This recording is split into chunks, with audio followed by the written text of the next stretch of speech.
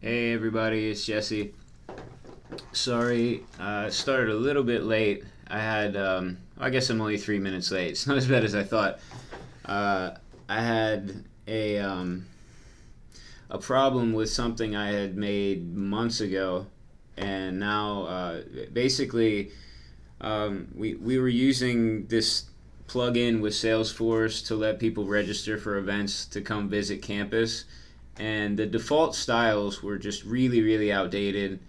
Um, Even like to look at the code, they were using versions of like JavaScript plugins that were like 10 years old. It was really bad. So I went in and did the best I could in customizing it and bringing it up to like our brand standards. So it turns out that on May 15th, all of everything I had done wasn't working anymore, and it reverted back to the default. The only reason I know that is because part of what I did was add Google Analytics code. So that's the point when the analytics stopped coming in for those pages. And I had never gone on because they had been working well for, at that point, weeks, at least weeks, and tested it, everything was fine. So didn't realize until today that it wasn't working. So I was trying to figure that out. At the point when I realized that I don't know what's going on, then I needed to send an email and get it forwarded on to the company. We have an odd setup right now, so we're using a Salesforce product to take applications for people who want to go to our university and for other things. But we're using a product that's being resold by another company, and all they are doing is just taking this Salesforce plugin. So that basically there's like two other companies between us and Salesforce. So I can't go directly to Salesforce for support, and I can't go to the company that made the plugin. We have to first go to this company that's reselling the plugin. So it's really complicated, and I have no direct contact with any people that can help me out. So I have to go to my IT department first. Then they go to one of the companies, and that company will maybe have to go to the company that made the plugin. It's just a big mess. So anyway, uh, that's why I was delayed. So again, I apologize. So let me. I want to check and see if we how many people we have in here now. See if we can get started. Okay, cool. So we have a decent number, around 50 people. So let's get started. Let me start out. I haven't given my normal starting thing, so I know there have been a lot of new people from the live chat. So just to let everyone know, this stream is just me doing my everyday work. I am employed full time as a front end developer. So this is me doing my work. So it's not exactly a tutorial, although hopefully you learn how to do some things when you watch this.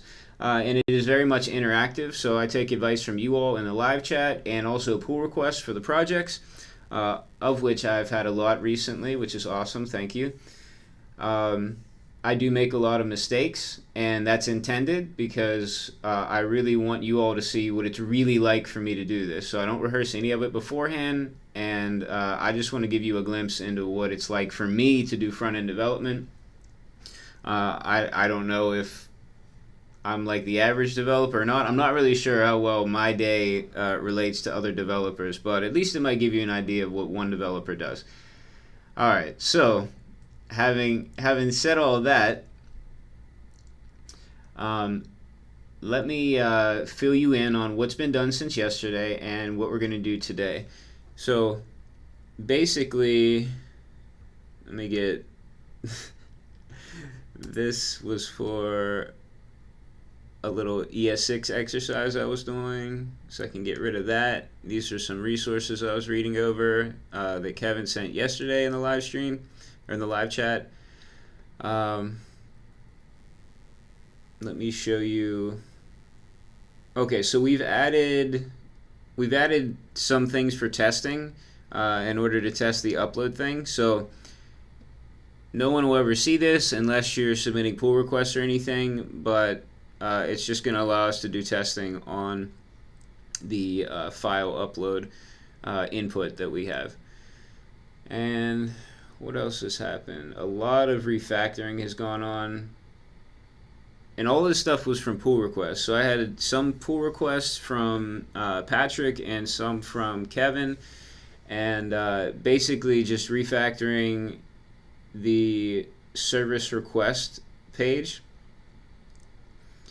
So you can see there's a big difference. So I'm not going to go over it all for two reasons. One, it'll take up a lot of time because so much has changed. And also the second reason is I know that it works because I tested it, but I'm still trying to figure it out myself. So I don't want to try to stumble through explaining what's going on here when I wouldn't be able to do a good job of explaining everything. But maybe if I broke it down into small pieces. But for right now, basically what it does is you can see the labels for the input elements are now here. Okay, so everything's in state now, really.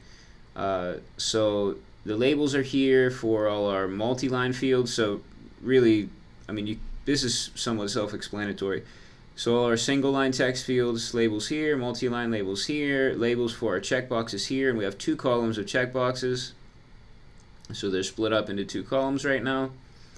And then we had, basically we were trying to make these controlled components. So I had done it on maybe one of the components, one or maybe a few of them yesterday, just to start out with. And Patrick went in and actually made it so that it applies to all of the components, but it happens like without having to manually go to each component and do it, right? So that's what this whole thing is doing. It's just making sure that the value of each component is determined by the state, the state in for that particular element. Let me show you. It's going to be a lot easier if I just show you this in DevTools so you can see what the state is. So let me do this. Some things are just hard to explain without a visual. Okay, so let me bring this over so you can see the result of what all that does. So this is the state now for that service request component. So you can see each field has its own key in state, and the value in state is going to be the value that shows up in the field. So for instance, I could go in here and change the state for name to just some nonsense here, and it's actually changed it here in the field.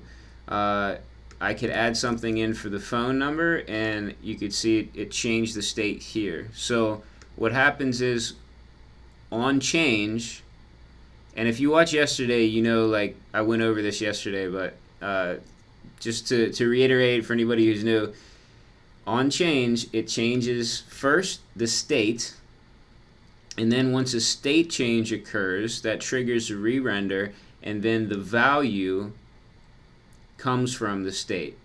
So that's the flow of how this works. Okay, so why would we want to do this?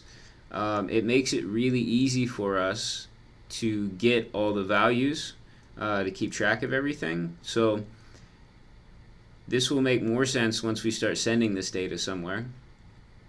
I'm sure that this is not the only way to do it, but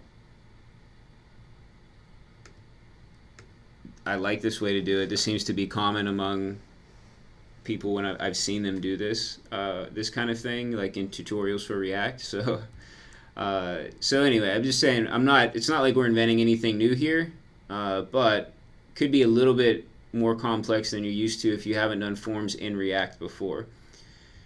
All right, so that's basically what's happened. Like I said, a lot of the other stuff was for the testing.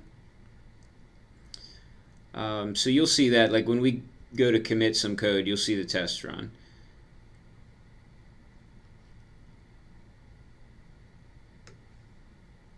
Okay.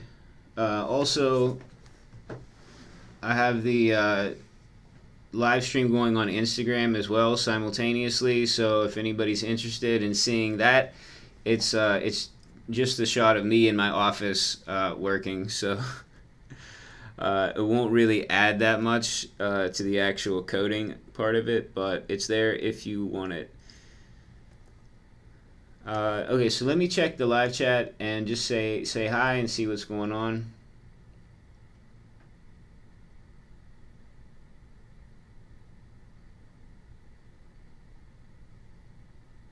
Okay, cool. It looks like thank you everyone in the live chat. It looks like there were some new people who had some questions, and you all took care of that for me and gave some great answers. So I appreciate that. I definitely want to make sure that newcomers to this stream always feel very welcome, and you all in the live chat do a great job of that. So thank you for that, and keep up the good work.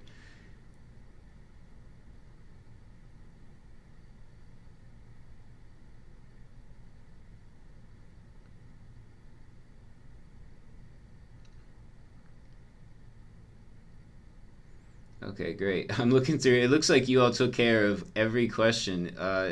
Wow, you all are awesome. Yes, John. So John Hansen said, "Save the save state. I guess is much better than the old Ajax stringify." Yes, exactly. Yeah, that's what I was thinking of when I was saying, like, if you haven't done this in React, the other way I was thinking of is, well, you've probably used something with Ajax and submitted like that.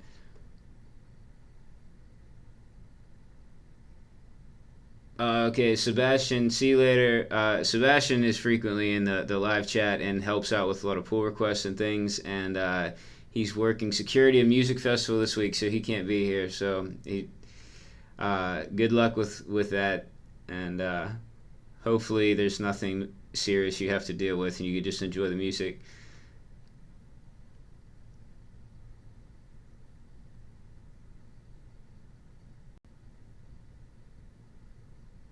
Okay, let's see. Pablo's here.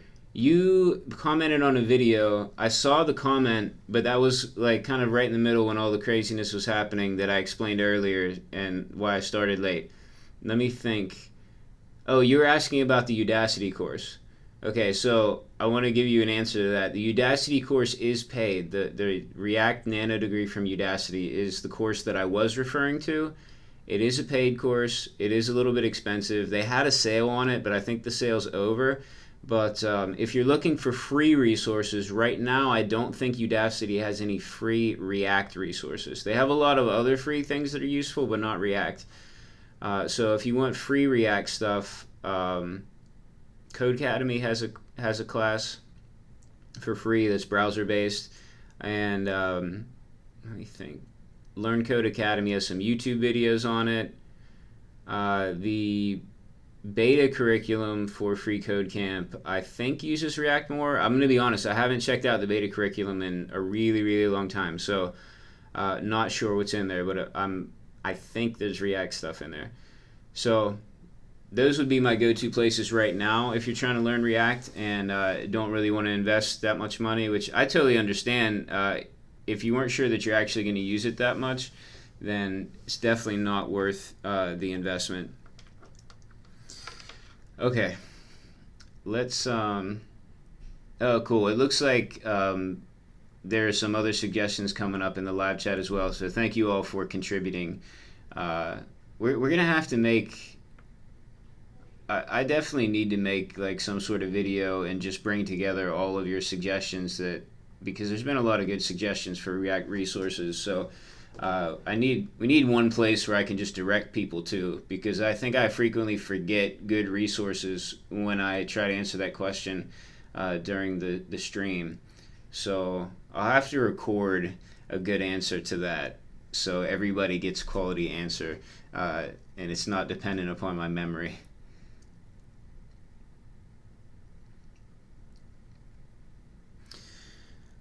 All right, so today, all right, I'm going to leave it up to you all what you want me to do today, because I have basically two things. What I was hoping to try to do yesterday what we kind of started is handle all this form data and actually send it somewhere. Now I want to maybe set up that somewhere, and that would end up being probably I would use Express and Node.js to take that data and do some stuff with it. That's going to be kind of difficult. Okay, that's not an easy task, at least not for me, because I don't often do it. So I have done it before, but only once before. So we can try that, or we can try to do something that's a little bit more beginner friendly and just build some of the layout for the rest of the pages. And I will say, for me, today I've just been feeling really like not motivated and kind of down. I don't know what's wrong with me today. So if you all want to put in the chat what you feel like doing, I'll do whatever you want. But me, like, my mind right now is saying do the easy stuff today. But I don't want to trust my mind when I'm in this like depressed state, because I'm sure that we can accomplish a lot of stuff even if we do the hard stuff. So I'll give everyone a minute just to weigh in with their opinions on what you'd like to see today, which, like I said, either way is fine with me. It might actually be useful if there's a lot of beginners to maybe do some of the easier stuff, and it'll give me, I don't know, more time to research what I want to do for the handling of file uploads and data. Actually, let me. I've never done this before on air, but I feel like I really need to give you a quality stream today. So, I know you all can't see this right now. You might hear some of it. So normally I get some caffeine in before the stream, but because I had craziness going on right before the stream, I couldn't. So I'm gonna mix up my energy drink right now. It'll just take me just a minute, and then I'll have it. Normally I do this in advance, so just do a little bit. I don't need a lot. I got a decent amount of sleep, but I ended up. So yesterday I told you I think I was going to go to see a doctor about my wrist. So I ended up spending most of yesterday evening with the doctor. Well, not really with the doctor, in the waiting room, waiting for the doctor. And the good news is my wrist is not broken, which is what they suspected, that it might be broken. But it's not. It's not broken, but it is very inflamed. So I have a brace. So I'm gonna show it on the stream. So I have this brace, and if you're joining in Instagram, you can see it. And right now the brace is off because I tried to use the brace earlier and work with the brace, and it actually hurt worse. So it was really hard to try to move my hand around. I use like the Magic trackpad thing for the iMac, and it was crazy. And to try to type with it was really weird. I kept making mistakes, so I took it off. So that's probably not the best thing for it, but I don't have time. Like I gotta code this stuff, so I can't mess around with trying to use that brace. So I'll put on the brace maybe like later on. It does help a lot when I'm home because I keep forgetting. It's my right hand and I'm right-handed, and I just keep forgetting and doing stuff and then hurting it worse. So anyway, just an update in case you wondered about it, which I think most people probably care about the code and not necessarily about what I'm doing. But sometimes if I don't give you all updates, somebody always asks me about the update. So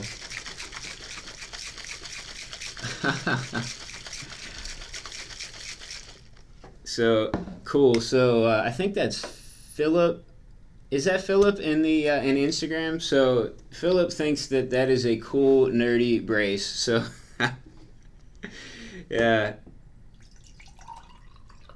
So hopefully they gave me these pills that are supposed to bring the inflammation down, but it's probably going to take a couple of days. So hopefully they work.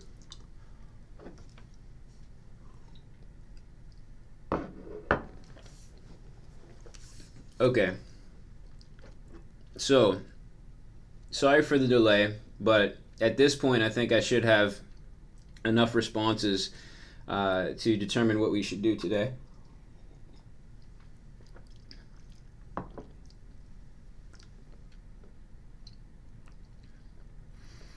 All right, so let me scroll up. Okay, I think this is the point where I asked in the live chat. And let's see. Okay, so we got to vote for easy stuff. Okay, Bavik asks, why are you depressed? I don't know why I'm depressed, and that's why I don't think I should trust it. So I have depression, so I see a counselor for it, I take medicine for it, right? So what I've found, and I've had it for, I don't know, over 10, maybe like 15 years or something. So at this point, I realize that if I feel like I'm depressed and I think about reasons why I maybe should or shouldn't be depressed, and I can't think of any good reason why I should be depressed, then I should not trust those feelings and I should try to get over it however I can. So today, I don't really think there's a really good reason for me to be depressed. There is some stuff going on, like some family stuff that is kind of, I think, well, basically I think my wife's grandmother is probably going to die really soon. So that's like a little bit sad. I don't want to downplay that, but I'm just saying, like, that's something that is definitely legitimate to be sad about, but to be sad to the point where, like, I don't want to do my work, I just don't think that that connects. Like, if anything, I should be doing more work to just take my mind off it. And because really, like, I don't, I'd rather be able to be there for my wife and not have to have her worry about me being depressed or anything. So anyway, that's bottom line. Answer to the question is there's not really a great reason why I should be this depressed today. So that's why I'm trying to get over it. So I've got my G Fuel energy drink, and I've got my live stream, and I've got you all, which always pumps me up. So I think I'll be okay. So don't worry about me. It's not like severe depression or anything.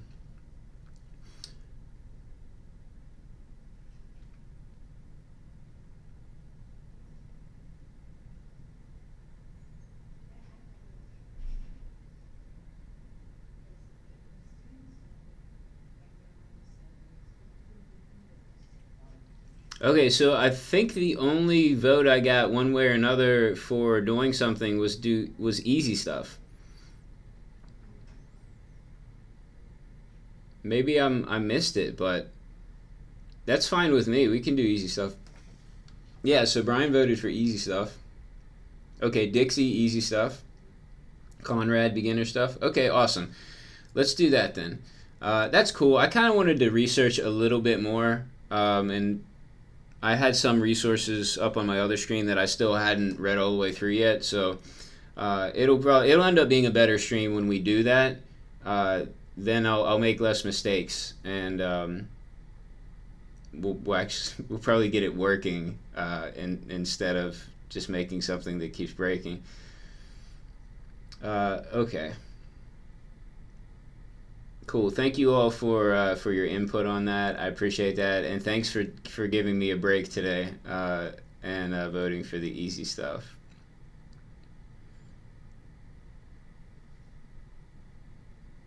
Bhavik asks, "Do you exercise regularly?" Not like I should. So I actually got back into exercising. So 2 of the last 3 days, I exercised in the morning before coming to work for about like a half hour, 45 minutes. I just did some cardio. Today, though, this morning I didn't. I woke up a little bit late, and I didn't exercise. So I'm guessing like that probably has something to do with it. I normally feel better when I exercise, and that's what actually my counselor says I'm supposed to exercise like pretty much every day for 45 minutes. So that explains why I'm probably feeling depressed because I've just been so busy. That's something that's easy to cut out. There's other things that I have to take care of the kids. I have to come to work. And the one thing that I can just cut out and nobody's going to get upset about is exercise. All right, cool. So Bhavik, I really appreciate that. Bhavik says notices that it definitely helps with state of mind for exercise. So I appreciate you taking an interest in me and giving me advice on that. Okay, let's get started. So I do appreciate you all caring about my mental health, but I'm sure there's some people in here that came for some code. So let's get to the code. And let's see what page we're going to do. So we've done home. Logos, we didn't do anything yet for logos. This is just the demo card that Rohit had made, the card component. So I don't think we're going to do logos today, but we'll see. If that's the last thing left over. We have posters. Okay, posters is fine. Letterhead is fine. Share a story, search question, tutorial. Actually, the tutorial is going to be really easy. Let's just start with that. Let's get a quick win right off the bat and set up the tutorial view. So I'll start as we've been doing, and I'll show you what we currently have on the site and basically what we're going to try to imitate and possibly improve upon if we can. So the goal, we spoke about this a few streams ago, but the goal basically is to make this as close as possible to what it is now, just so that people don't get freaked out by it and they still know what to do, but improve where we can improve. So the changes to the UI are going to be minor, but hopefully meaningful and in a good way for our users. Alright, so here's the tutorial. Look how simple this is. All I had was a card with a bit of text at the top. And yeah, that is really my work phone number, so I don't care if you all see that. You can get it online anyway.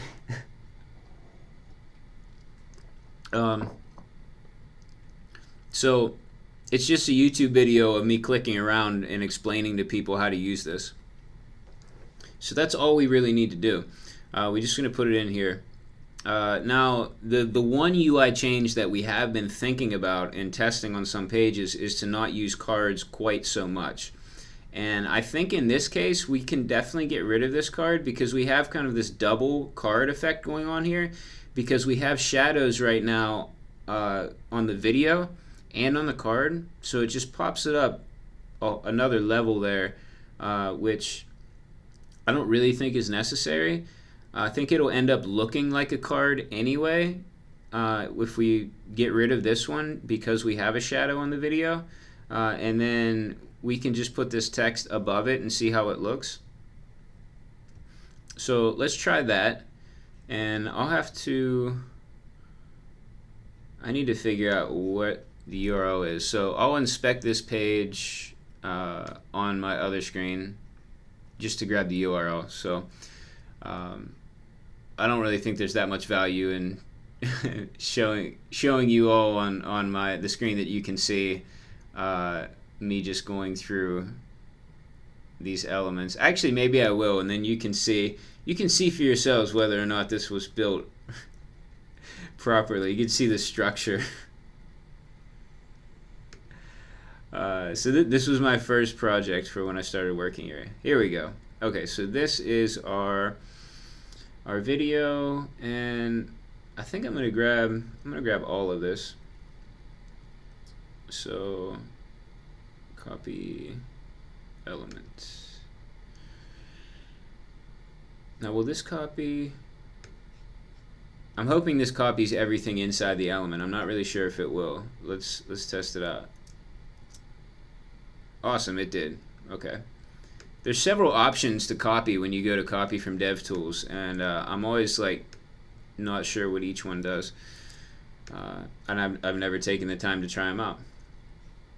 Okay, so we have that. I'm gonna leave that there so it's easy for me to get to, and let's go to tutorial. Here we go. So we'll go to the tutorial page, and I want to bring this over here. I have way too many pages open at this point. So I'm going to get rid of some of them.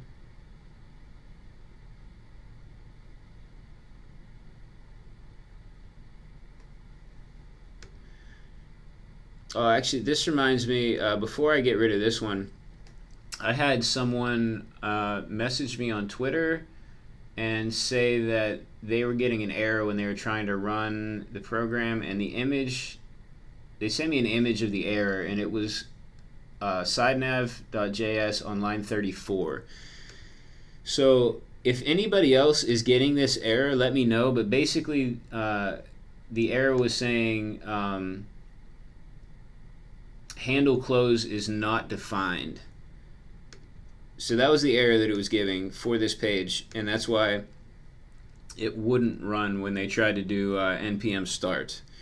So if anybody else has this error, please let me know. I'll try to figure it out. I mean, it's a little hard to figure out since I can't recreate the error on my machine. So I don't think they said what operating system. Okay, I can see from the screenshot they're on a Mac as well. So yeah, it's really odd that that's not working. So if you have any ideas, please let me know, and because I mean I want you all to be able to pull this code down and try it out. I actually had from the last project, I had quite a few people who pulled down the code for that last project we did with Next.js, and actually did projects based on that. So they took what I had, modified it to suit their needs, and came up with some really cool projects. So that was I was like pleasantly surprised that that you all were doing that with. I don't know that I can really call it with my code because we worked collaboratively on it so much, but with our, basically they took what we did and just ran with it and did their own thing, and so that was really cool. So I'm gonna get rid of this side nav now. I'm going to say don't save. Okay, so here's our tutorial page, and let's go to another page and just copy. Now that I look at it, I don't really think there's much we need to copy from here. This page is going to be pretty simple. Okay. Yeah, I'm not going to worry about copying anything. And this page can actually be a stateless functional component. So let's make it a stateless functional component. And then that way, if anyone's not familiar with that, or why you would want to do it, or how to do it, then this will be kind of a good demonstration of it. So, oops, I forgot to start my Pomodoro clock, so let me do that now as well.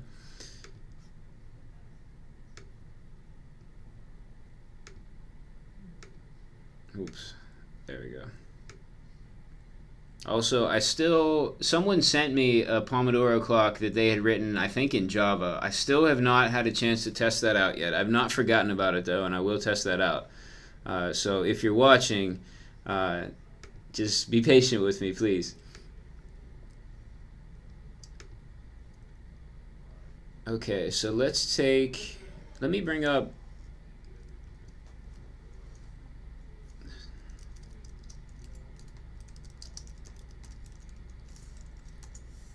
I just want to see if this is in the React docs. Especially if there's someone that's new, definitely check out the React docs. But we'll go through this. Yesterday we had a situation where we did something and they had a really good explanation of it in the React docs. So I think it might be a good idea that whenever we're doing something in React to have those ready, and then that way, like, when you all have questions, it'll be right there. You can see it. I can refer to that. I'll be able to give you better answers than I normally would be able to. So I'm going to try to remember to do this. Okay, so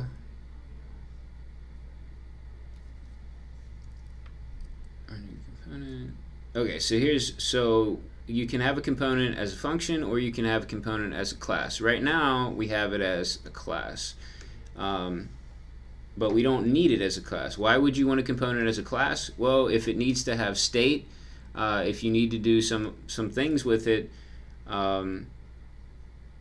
like if you're gonna have the like use the component lifecycle methods, then you probably want it to be a class. Correct me if I'm wrong too in the live chat, but this was my understanding of it. But if you don't need to do any of that stuff, then stateless functional component probably the way to go.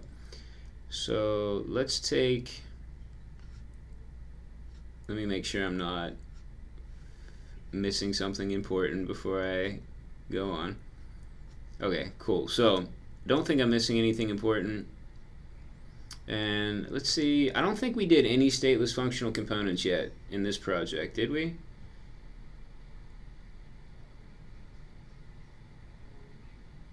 No, I don't think we have. We definitely did in our other projects though.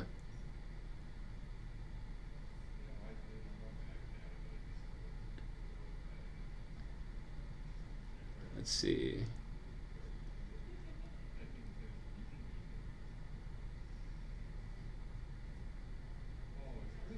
I thought we did. Now, now that I'm actually looking for it, I can't find any.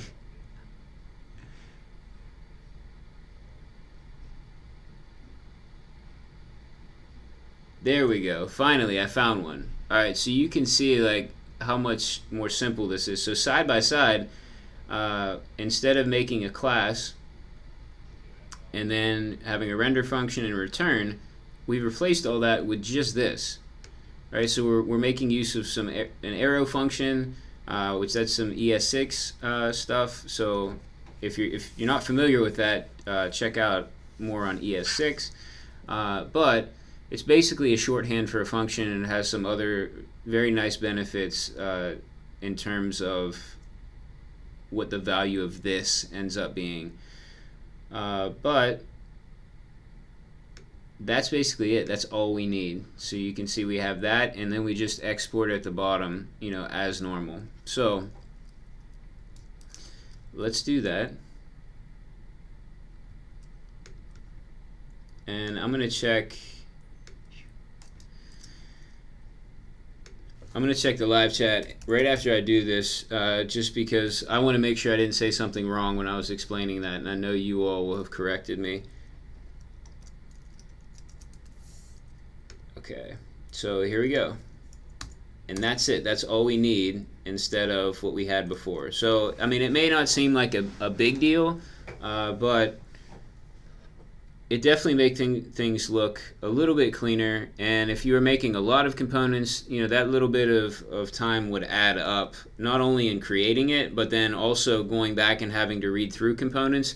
That's 2 less lines that you have to scan through, with your eyes. So I'm sure that all adds up at some point.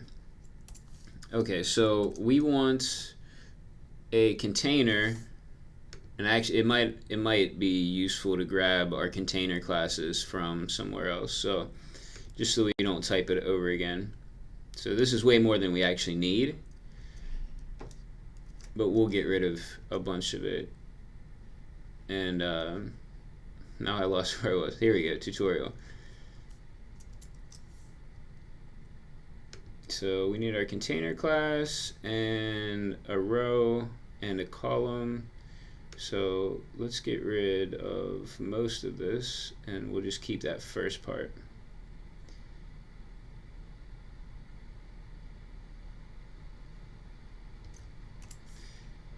There we go. And we're going to keep our row. We'll get rid of this column.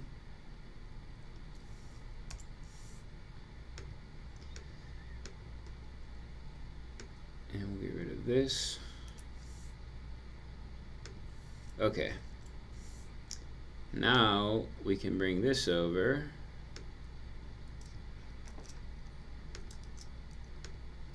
and we need to change our class to class name. So in the last project we had, whoops, I guess that's it. In our last project we actually had something that let us use class, and it just automatically worked that out for us, but I don't think I brought that over to this project. So I may end up bringing it over, but at this point I do need to change the class name. That's probably better so that you all don't get confused. Like if someone's joining in and didn't realize that I had that uh, going and running, then they might not understand why I can use class and they couldn't use class. Let's see. I'm not sure if these props will work. We'll see. We'll try it out. I mean, it'll be obvious if they don't work. So save that. Let's check out what's happening. All right, cool. So what is this? So it definitely doesn't look like we want it to look, but at least we have it on the page. So we have the video, and we have some sort of shadows going on. So let's see. Actually, this would be a good time to check Materialize and see if they have something for video. Or I'm sorry, Material UI. I think I said Materialize. I meant Material UI.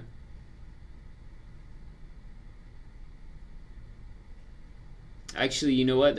That might be the reason. I brought over the classes for video container, but I didn't bring over any of the actual code. So that makes sense.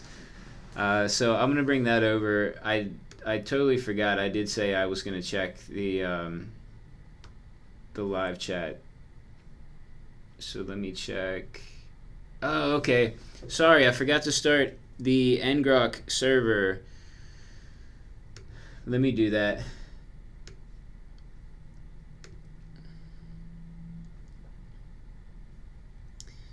Where am I at? Here. Okay. Sorry about that. So if you would like to check out the project, as we're developing it in real time, you can go here. I'll paste this into the live chat.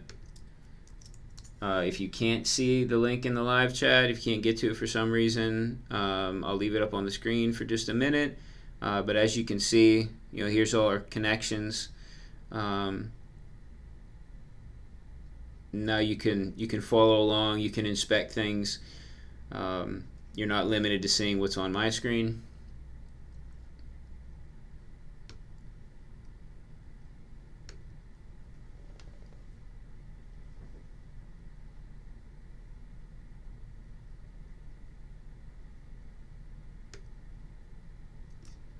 My boss just sent me a Slack message in Latin. I'm not familiar with one of the words, so I need to Google Translate this.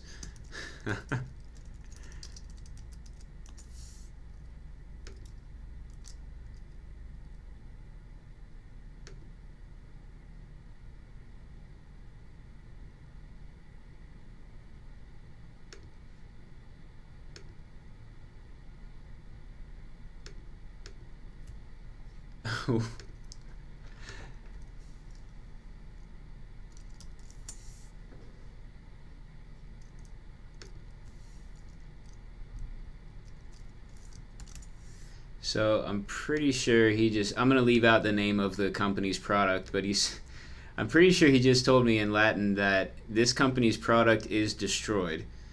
So maybe something that we use here at the university has crashed.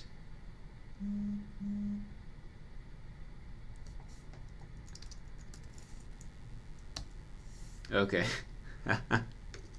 He was responding to a message I'd sent him earlier about the analytics code not working. So anyway, I used to teach Latin, so if you're confused as to why he's sending me a message in Latin, that's why. And then he also knows quite a bit of Latin as well, so don't normally just speak Latin.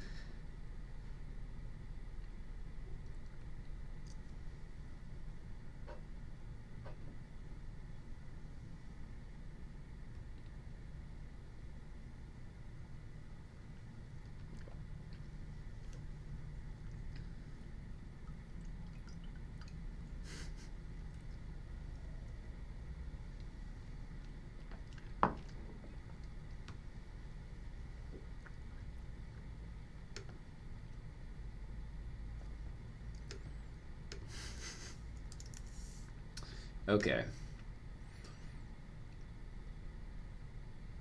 So I don't normally get distracted by other people in my office whenever I'm working, but occasionally it happens, and I like when it happens because that's like accurate of a normal workday. Is sometimes you get interrupted with things.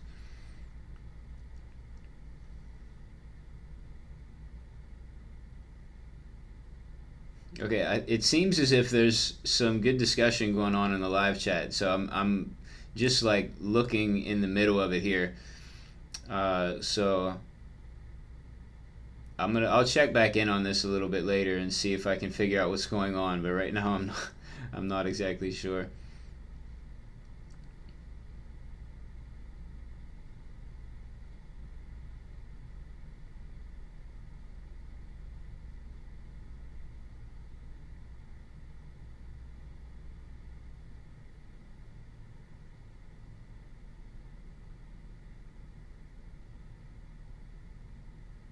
Okay. All right. It doesn't look like I'm missing anything that I need to address in the live chat right now. If you did ask a question, I am going to come back later on and try to find all the questions and answer them. So just stick around if you can. All right. So that was definitely, the end grok was definitely on the screen long enough for everyone to navigate there if they wanted to. So as I was saying, there's right now there's no styles associated with the classes that we had on this video. So let's pull over the styles, and let me see.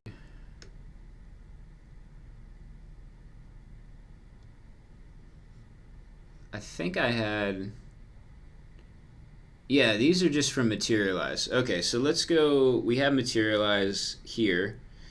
So let's pull it from here because I'm sure these are all from a much older version of Materialize. So I'd rather get the newer versions. I know that they did change a bit about their box shadows to make them a little bit more, accurate to the material design spec. So there's definitely been some updates since I built this. So I want to get the updates. All right, so video container, we want this for sure. And where are we going to put this?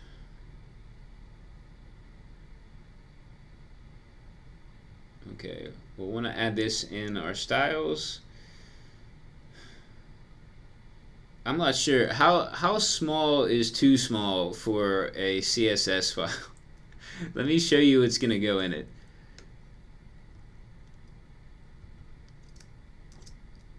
This is pretty much going to be it. Maybe I need to bring this depth over, but if I'm going to bring the depth over, I might want to bring more of them. I guess if I'm just bringing the depth, this one depth thing over, it should be fine.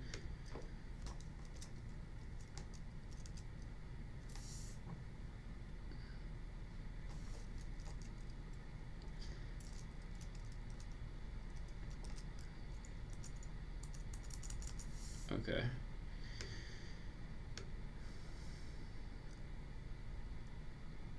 I definitely don't, I don't want all this stuff. See depth, I want half. No, I don't want the half. So I don't want it applied to all of this stuff because I don't want to mess with any of the material UI things. So I'm going to get rid of all of this. Okay, but yeah, you can see. So they've definitely, this is definitely a different box shadow than the one I'm seeing in the original version. So they definitely have updated their box shadows since then.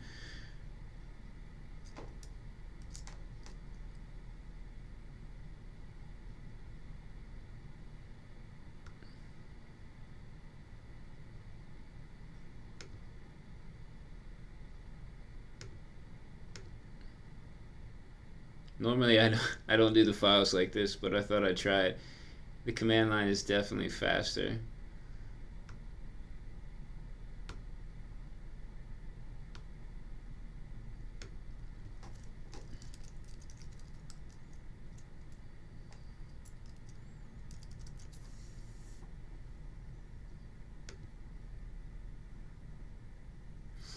Hmm. My editor's okay. Good. I thought my editor was gonna crash. Right there in the middle of, right here in the middle of the stream. That would be bad. Okay.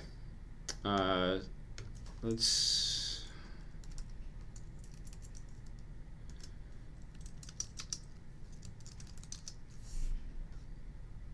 Let's link to materialize. There we go. And then now we're going to want to import these styles. So this is actually really cool. In React, if you do split your styles up like this into separate files, you don't have to load them everywhere. So normally, if you were making a website, you may have all your styles in one file, and they just load on every page, whether or not they're needed. So I mean, you don't have to do it like that, but that's kind of what people normally do, or at least what they have done in the past. So with this, we're going to import this into this component, and then whenever we use this component, which in this case, this component is actually going to be the entire tutorial view. So the styles will get pulled in when we need it, and they won't need to be used right if we don't need it. So that it just helps keep things smaller. So let's. I just want to pull over. Here we go.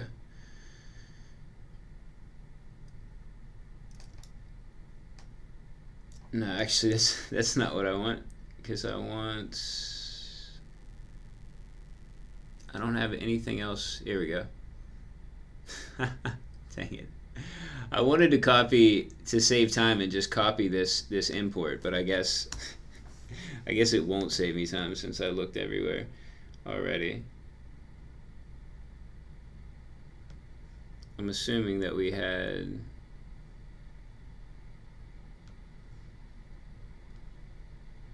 Here we go. This is what I was trying to do. Actually, I don't want it there. I want it down below.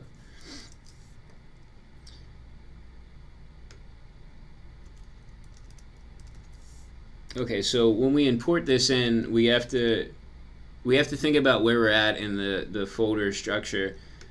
So right now we're in the views folder, so we need to go up one folder and then down into the styles folder. So that's why we have .. So that takes us up, then down into styles, then into video.css. Okay, so that's like the main reason why I just wanted to copy it, so I wouldn't have to think about that. And ended up not really saving any time. And I copied it into the wrong file anyway. Not. There we go. I'm just laughing at myself now. Okay. Now that's in the right file. Let's see if that had any impact on how this looks. None? None at all? Really?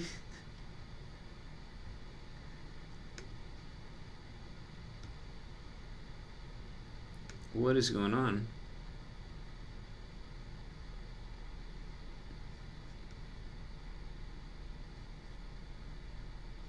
It looks like. Why is video container not being applied?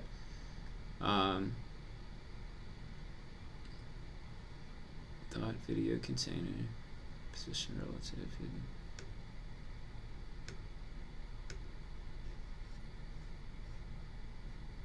Okay, so it seems like what's happening. Let me show you what I'm seeing, which is a little bit weird. So this video container class, it's not, the styles aren't being applied. What is this?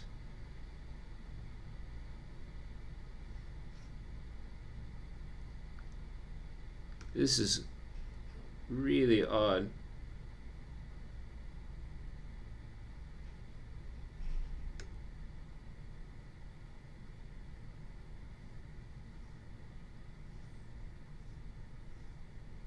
Okay, so evidently that these have all been brought in somewhere else, and so that was being applied.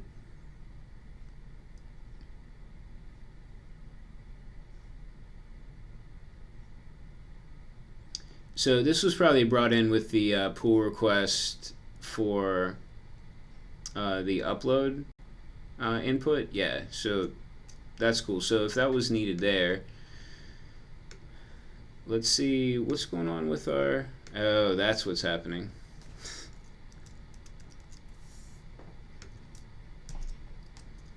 I didn't change it. Okay. Alright, well that's slightly better, right? So we have, it's not going outside the bounds here, but that's definitely still not what we want. Okay, so in about 2 minutes I'm going to check back in with the live chat. So let's see what's going on here. I'm going to bring this over. I'm going to try to make it so that we can see both things at once.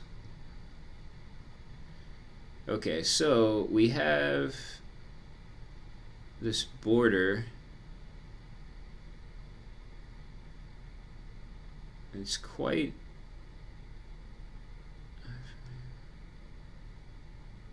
thick.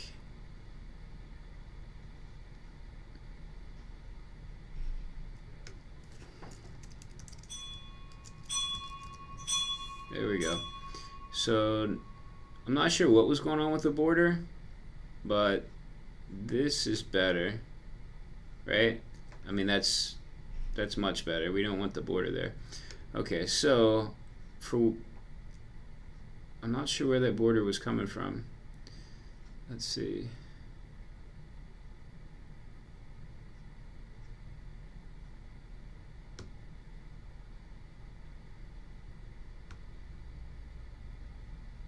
Okay, I guess that was just the default, and for some reason there was nothing.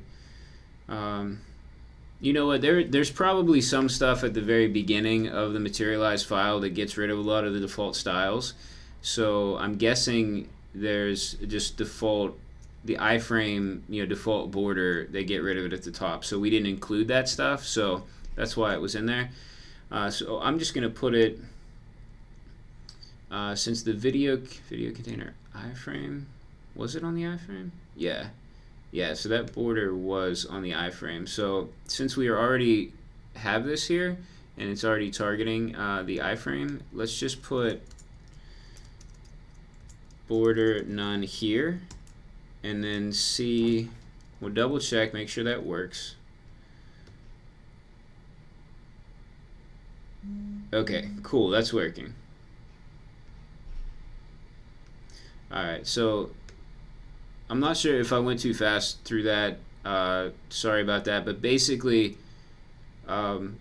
if you didn't know what I was talking about, there are some default styles. So when you see stuff like user agent style sheet, elements get default styles. And usually if you use a framework, CSS framework, one of the first things that they do in their main CSS file is just get rid of all the default styles. So they'll just, sometimes they just set it all like to none or to 0 or anything or something, so that it doesn't interfere with what they're trying to do later on.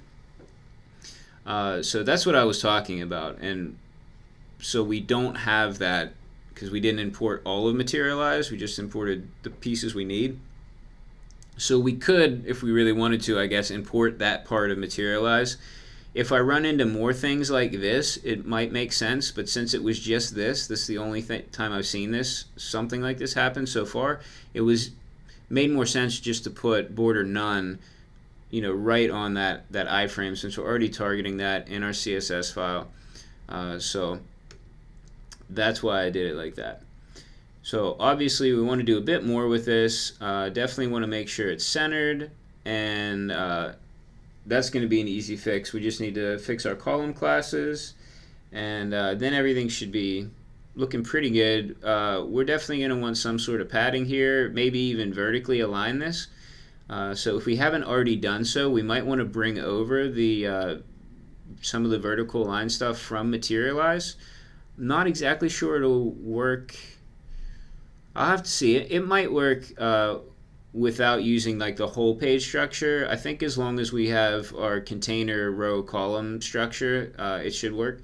So that's what I'll do after the break is over, and the break will be to catch up on the live chat. Also, the Instagram feed is now finished, so thanks for watching if you check that out. And that will be available for 24 hours if you want to view it later. The link for my Instagram's in the description. Oh man, I just grabbed my phone and like clicked it with my right hand, which is the bad hand, because I just keep forgetting, and it hurts. Let me scroll up a bit. I know I missed a lot in the live chat because you all have been talking a lot, which is awesome. I love when the live chat's active. So I'm going to scroll all the way up to the top because I'm afraid I'm going to lose some of the messages because there's so many of them. It looks like right now I'm not losing anything, so I shouldn't lose anyone's things. And also, I'm going to skip over some of the questions. Got really good answers already in the live chat from you all, so I'm going to skip those. So if you asked a question early on and I don't get to it, then that's probably why. If you really want me personally to answer it, let me know. Either put the question in again in the live chat or send it to me on Twitter.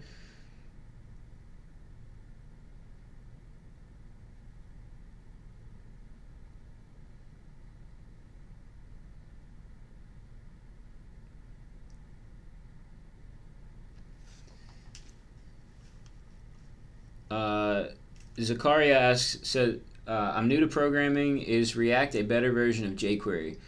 I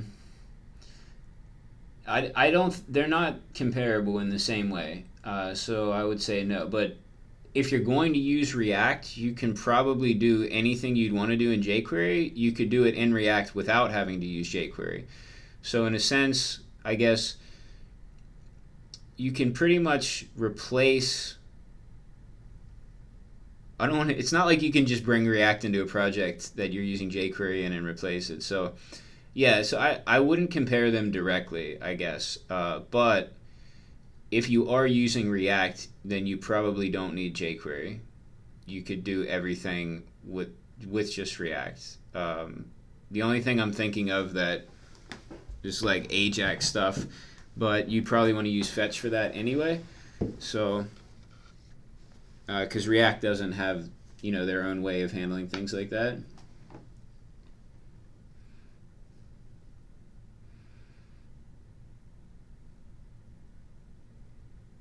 Ron to Runner asked, "Hey Jesse, what do you think about semantic UI?" I don't know really anything at all about semantic UI. I've seen it mentioned before in the live chat, but I haven't had a chance to check it out. So sorry, but I don't really have any opinion about it at all. Ron to Runner also asked, "What's the best UI for React?" I don't really know how to answer that question either because this is the first project that I'm actually using a UI framework specifically for React. I've attempted before to use Materialize with React and to try to make it work. The only downside is so things aren't organized already into components, and it uses a lot of jQuery. So that's why I've switched for this project to using Material UI.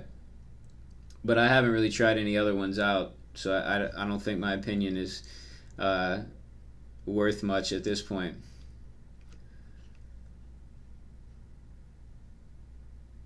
Zakaria asked, "Should I learn jQuery to learn React or Angular, or can I start with them right away?" You don't need to learn jQuery to learn React or Angular. And in fact, if you really want to learn React, I say you can just skip jQuery and go straight into React. I don't know if it's still like this with Angular, but at one point Angular had like a jQuery Lite that came with it, I guess, where you could do some stuff with jQuery and you didn't have to bring in all of jQuery. So I don't know if they still do that with the newer versions of Angular. So let's see. Okay, Dusan says, and sorry if I'm mispronouncing that, but Dusan says React and Angular are not using jQuery. Okay, so evidently the newer versions of React have gotten rid of jQuery completely. So then I would say I don't know enough about Angular to say for sure, but I'd say definitely if you really want to learn React, you can skip jQuery.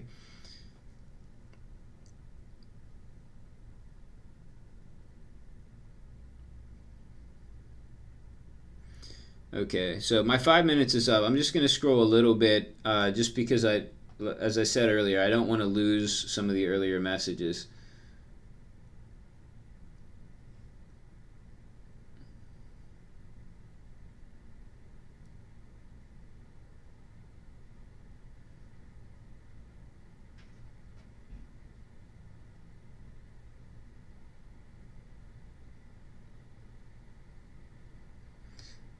Okay. Dusan asked, "How long are you programming?" I'm not sure if you mean how long have I been programming or how long this particular stream will go. This stream will probably go for like about another hour. And if you were asking how long I've been programming, um, I need to write this down. I always have to think. Let me think. Like 5 years, I guess, but maybe like really seriously trying to be a good JavaScript developer for like, I don't know, like 3 or 4 out of the 5 years. Okay, so let me get back to some of the code. I want to check. So I'm stopping at the live chat at the point where it was 2:22 p.m. for my time. So I'm going to write that down so I remember and don't have to try to find where we were at.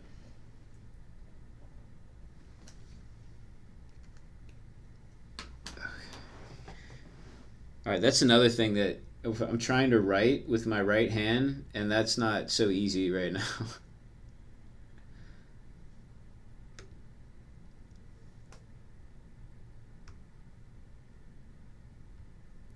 Okay, so let's change these column classes and get this oriented properly. So right now, the reason it's over here is because we have it set to take up on medium-sized screens and bigger. We have it set to take up only half of the screen, only 6 of the 12 columns. We have imported the column classes from Materialize. So we are using Material UI, but we've also imported some stuff from Materialize. So I suppose like that's probably confusing. So that's definitely worth repeating, probably for every stream. I think I put it in the description, but I didn't really explain it in the description. So basically what we want to do is just get rid of this. And now let's see how it looks. All right, cool. Much better, much bigger. And at this point, I do want to try to have this align vertically. Now we're going to use Flexbox for this. So that means it may not work in older browsers, which is fine with me.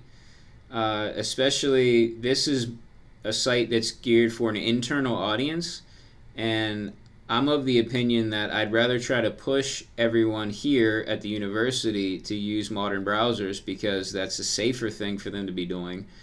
So I don't feel bad about not supporting older browsers. If it was an external site, I might think more about it, depending on the audience. But internally, like there's really no excuse. No one even needs to update themselves. In fact, they can't update anything themselves. Their computers are all on lockdown. All they'd need to do would be call or email the IT department, and they would update the browser. So, given that all it takes is a short phone call or email, I'm definitely fine with only supporting the latest browsers for internal sites, which ends up being cool because we could do cool things and not worry about supporting older stuff. So let's grab I'm not going to do the Flexbox vertical line from scratch because Materialize already has some of that built in. So let's find it in Materialize and pull that in. Let me see.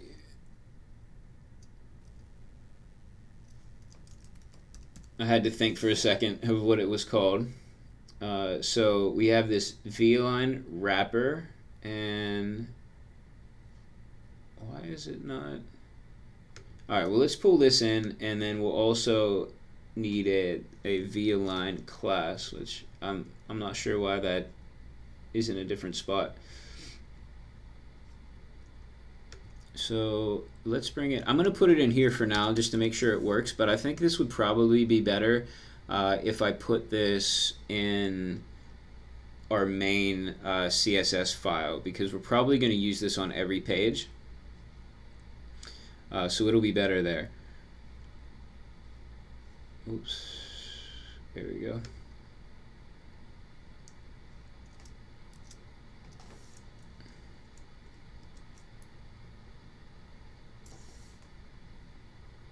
Actually, that's weird. I really thought there was supposed to be a V-align class and not just a wrapper. What is going on?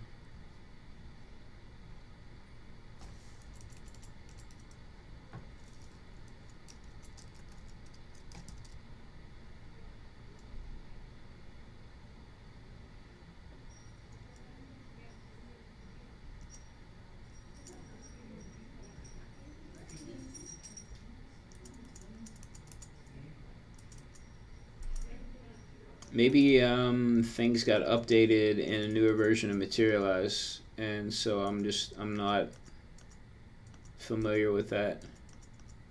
Let me check the documentation then.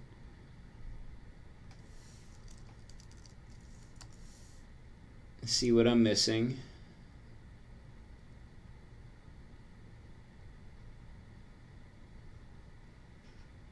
Yep, wow, okay, so in the newest version of Materialize, they got rid of the need to, so before the way it worked is you had to have a V-line wrapper on the container div, and then inside I would have to actually put the class V-align on this if I wanted it to be vertically aligned. So I guess they've changed that, and that must have been pretty recently. Either that or I've just been adding that class for no reason for a long time and didn't realize that I didn't need it. Okay, cool. So that means we have everything we need right here. And you can see basically, here's what we're doing. Okay, now there are some vendor prefixes, so they're already there. We don't have to worry about doing that, which is good, which is one of the benefits of just copying this over instead of trying to do it ourselves. Especially because we're not using any type of preprocessor. Ideally, I would have it set up so that I could use SAS, and then also set up so that it would put all the vendor prefixes on afterwards. But I don't have that set up for this project. When I'm not using Create React App or Webpack, I do know how to set this up with Gulp. I have no idea how to set it up without using that, so maybe one day I'll figure it out, but not today. So let's throw, now I just need to figure out what I want to put this on. So I need it to be,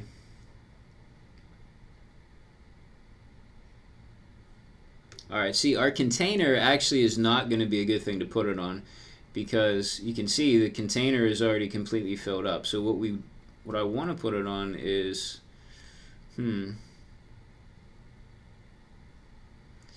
may need to change this a bit.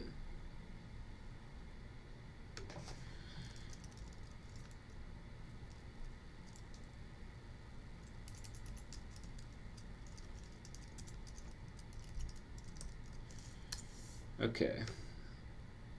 Alright, so I've added a min height of 100 VH. So this is viewport height. So that means it'll always be as tall as the viewport. we'll see how this looks. If I wanted to really get like a better vertical line, I would also maybe do like a calc and then do 100 VH minus the top of this. So, because like right now you can see like it actually goes down even below. So for now, this will just give us a better idea if our V line will work, but it won't be exactly vertically aligned in the middle. The reason I did min height instead of just height is that if I set height to 100, then what could potentially happen is that, you know, if our screen was like this, let's say we were on a phone in landscape mode, then it might cut things off. So we don't want that. So we want it to be at least 100 of the viewport height, you know, or more. Okay, so let's add this on. For a container, we'll give it the V-align wrapper, and then we'll also give it a style of min height.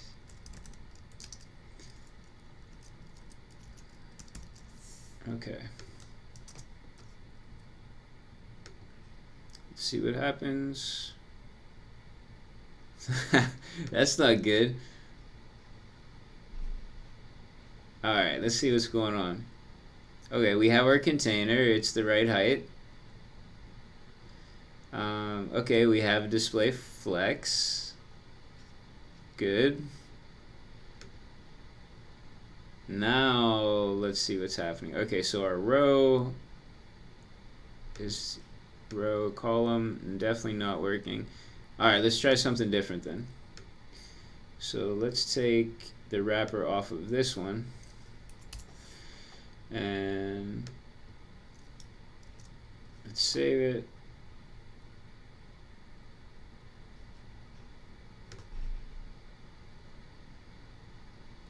Alright. So here's what we're going to do.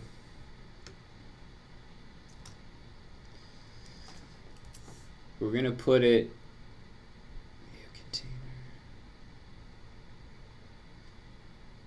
let's put our height, our min height on our column and add the wrapper.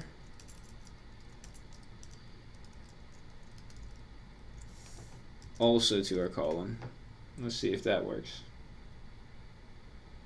No. Again, not working. Okay, let's see what's going on. Okay, display flex. I mean, that's what's messing things up, is the display flex. So let's see what's going on here.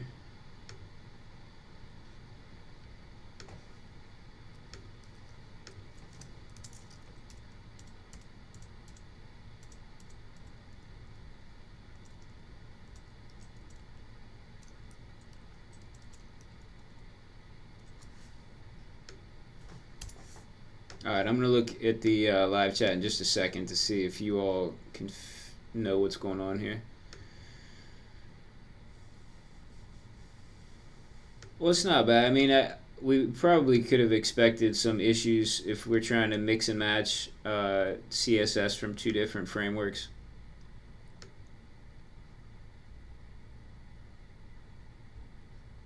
Okay, so it looks like right now it's our height. Yeah, we're having issues with our height.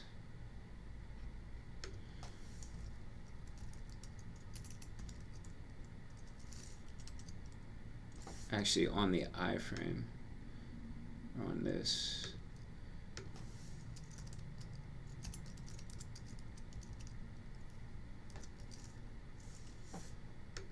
Nah, that's not gonna work.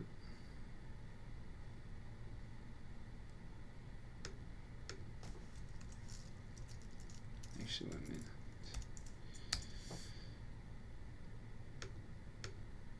minute. Okay, let me check.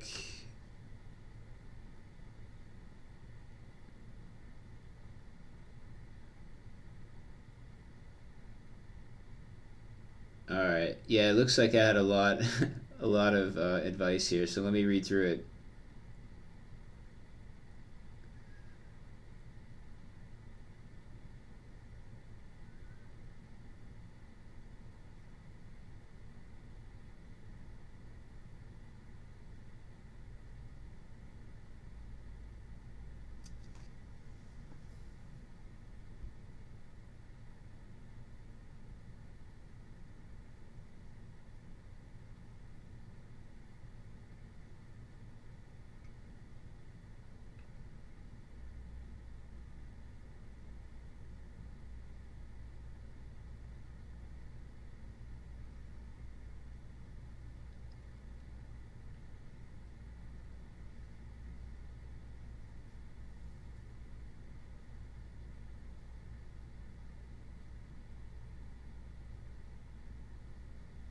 Okay, John Hansen said, I figured out how to set up in Webpack 3 with Sass and CSS Loader. Oh, okay, said it figured so, but it's giving errors. Can't resolve past the separate module Sass folder. Okay, so John, you'll have to let me know if you do get that working. I'm very interested in that. Okay, Patrick said the auto prefixer is on by default in Create React App apps. So I can delete the vendor prefixes. I don't have to worry about it. Cool. Let's do that now so I don't forget. I like that. It does. It makes everything look a lot more messy to have all these vendor prefixes in.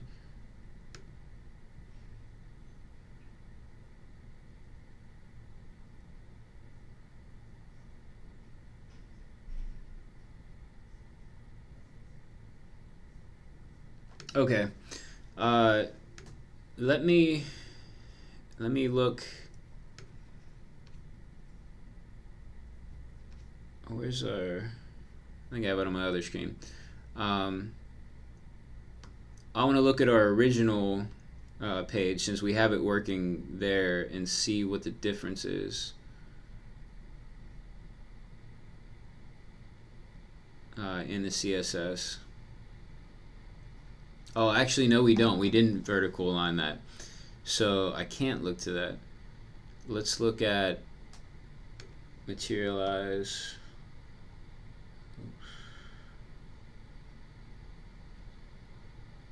Let's see what's going on.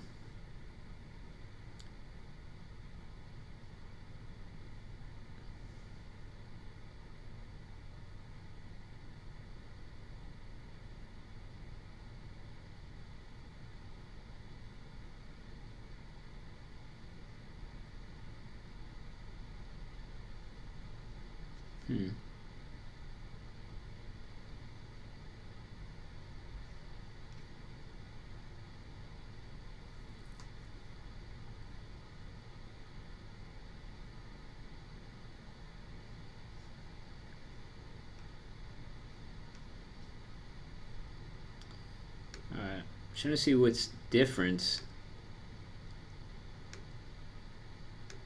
So here's our container.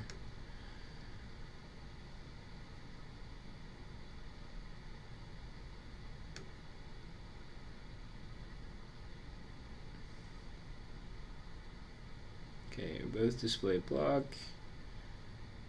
Oh, it's not a height problem.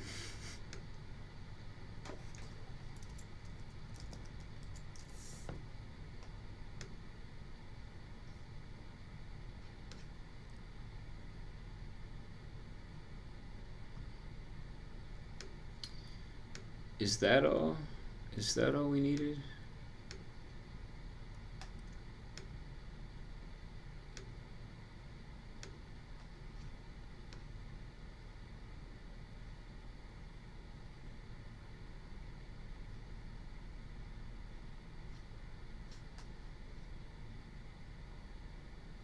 I got rid of too much in my display. Take it. Okay.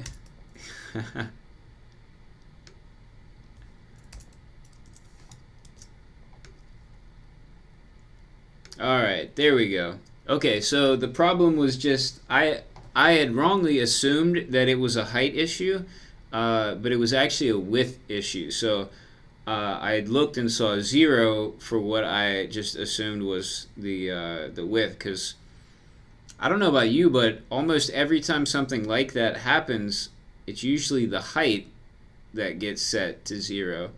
I don't know that I've ever had a width set to 0 when I actually had a height. So anyway, this works now. We just have to make sure we set the width of the video container to 100%.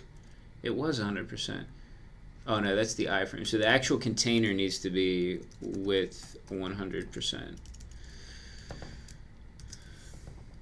Oops. Okay, so this is with 100%, and that was it. I think that's all that we needed to change. Okay, now as you can see, that doesn't look like it's vertically aligned. Okay, the reason being, right, we have this container div that is 100% height, but it's getting pushed down by the height of this. So let's figure out how tall this is. This is kind of where I wish I had SAS, because I could put some variables and make it a little bit more automatic, so that if this height changed, I could have it automatically change here. But we'll just have to remember to change this if we need to. Let's see, height. Oh, that's terrible. How is my height that?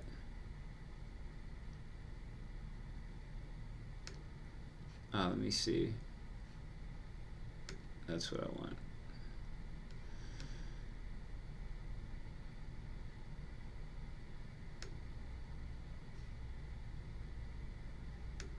I really want it to be, I wanted it to be like a round, nice round number, but it's close enough to 64 that I think if we do, let's see, min height is 100 VH. How do we do,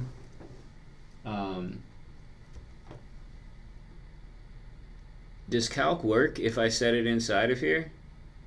I never tried it. Let's try it. Calc minus 64 pixels. Okay, so if you're not familiar with calc in CSS, it's lets you do calculations. So I want min height to be 100% of the viewport height minus 64 pixels, which is about the height of our nav, our top nav. So let's see if that works. Cool. Okay, so this is actually closer to being really vertically aligned. Does that look right to you? Is that vertically aligned?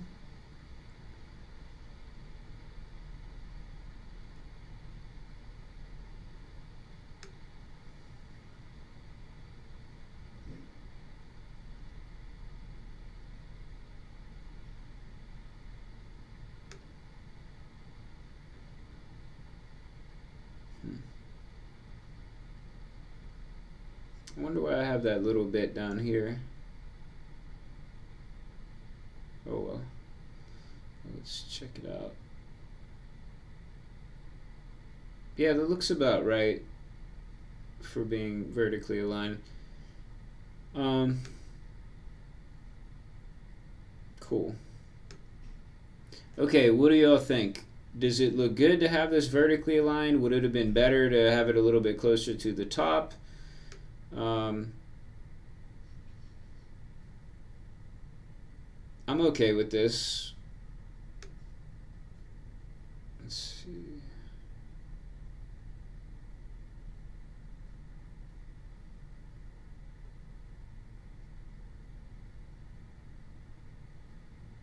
Actually, we never put in the text. So let's bring this text over as well.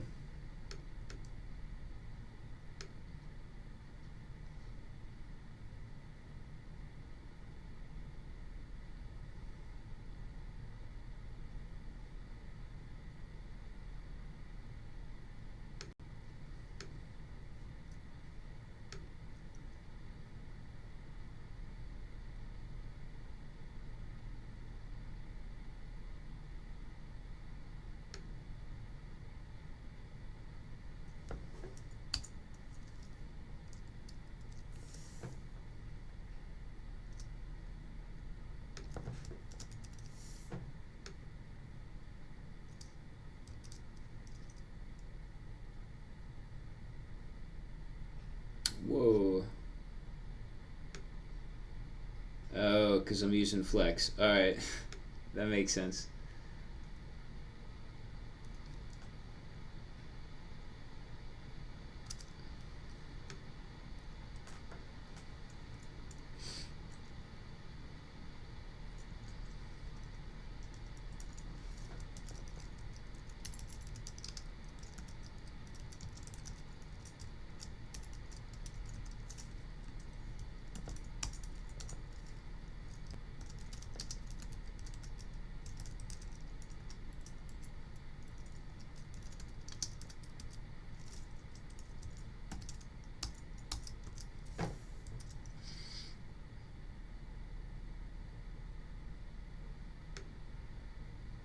All right, don't like that. That messes up our vertical alignment.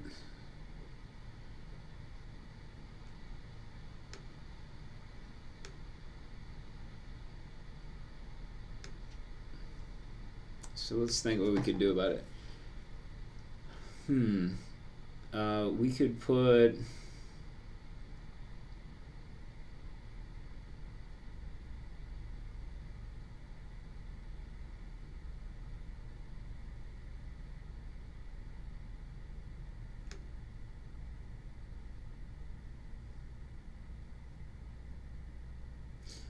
Would this text make more sense being below the video? This almost seems like what I would rather have happen is for someone to watch the video, and then if they still can't understand what to do, then they can contact me. I can't even remember the last time somebody contacted me about this, so no one seems to have problems. At least they don't call me about them. So maybe it would be better to put this below anyway.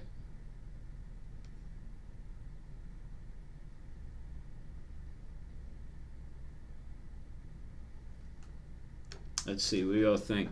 And my Pomodoro timer stopped right now, so now's a good time to get your opinion on this and check the live chat again.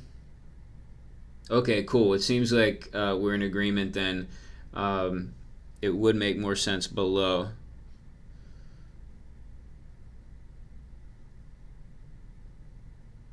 Okay, cool. So sometimes it just takes like I mean, I hate to have like really long periods of silence in a video, but I just had to sit back and look at it for a minute. Just kind of think about it. So sometimes that's, at least for me, sometimes it's really helpful to just stop and just stare at it for a while. Or even think, sometimes I just close my eyes and just think about what it would look like if I move things around. And that actually really helps me at times. I can work out a lot of issues in terms of layout and design, just visualizing it and not have to spend a lot of time trying to change the code to make it look like that.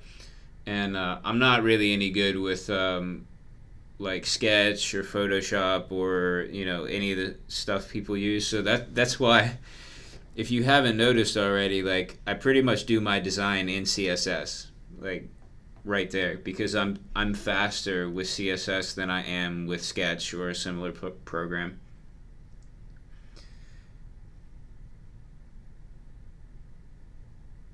Okay, so I've scrolled up a bit back to where I left off at.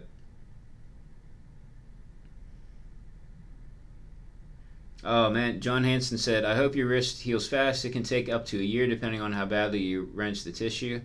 Wow, thank you for that. I'm really glad I really hope that it doesn't take a year, because it's like I use my wrist for work constantly, right? It's not like I'm have any weight on it, but I'm just moving it a lot. And then lately at home, so my youngest is 9 months old, and she wants me to hold her constantly. So if I'm home, she gets so mad if I'm not holding her. So it makes it hard. I'm either holding her with my right hand, which hurts, or I have her in my left arm, and then I have to do stuff with my right hand. So I really hope it heals fast.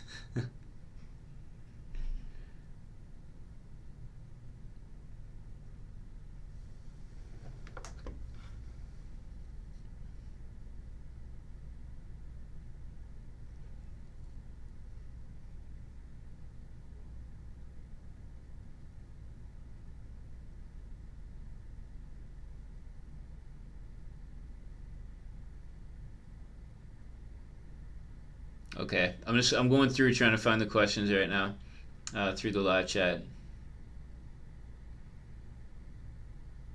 Doosan says you should do something like talk with Jesse sometimes. So cool. Would that be more basically like an entire show that's like a question and answer session then?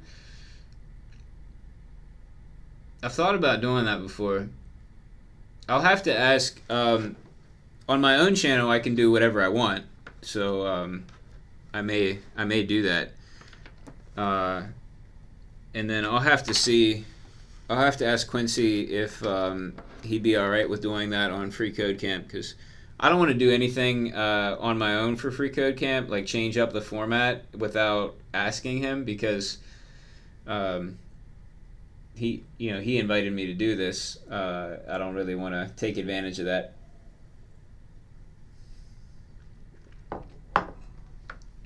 But maybe it would be cool.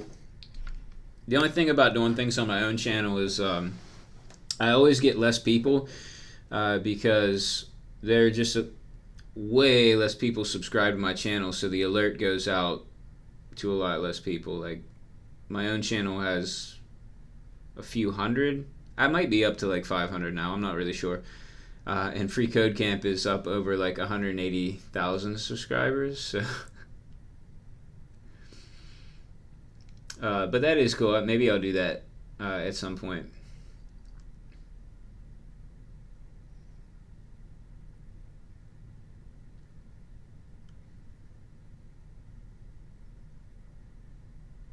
Mob, and I just saw your My Franciscan thing.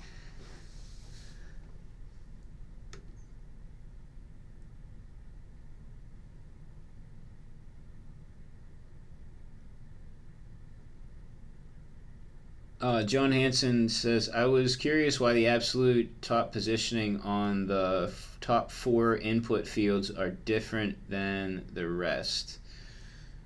Let me go to that quickly.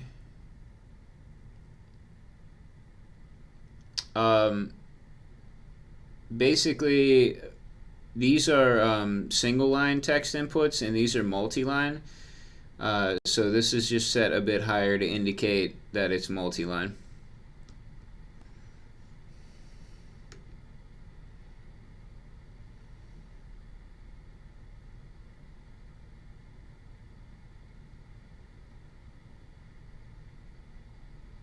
Okay, I'm gonna scroll down. My timer's up. I'm gonna scroll down a little bit more. Actually, let me check the time. Wow, it's okay. I'm just gonna go right to stick with the live chat and get to the questions, because there's still a lot that I haven't gone through yet, and we're coming up. We've already been going for about an hour and 40 minutes, so I'd like to keep it 2 hours or under if possible. So basically, we've gotten this page. I kind of thought we'd get farther than this page, but we had some issues that, like, obviously, like, this wasn't showing up and I didn't get right away why. So basically what I'll probably end up doing is moving this underneath and then sorting out the vertical alignment so that it looks okay.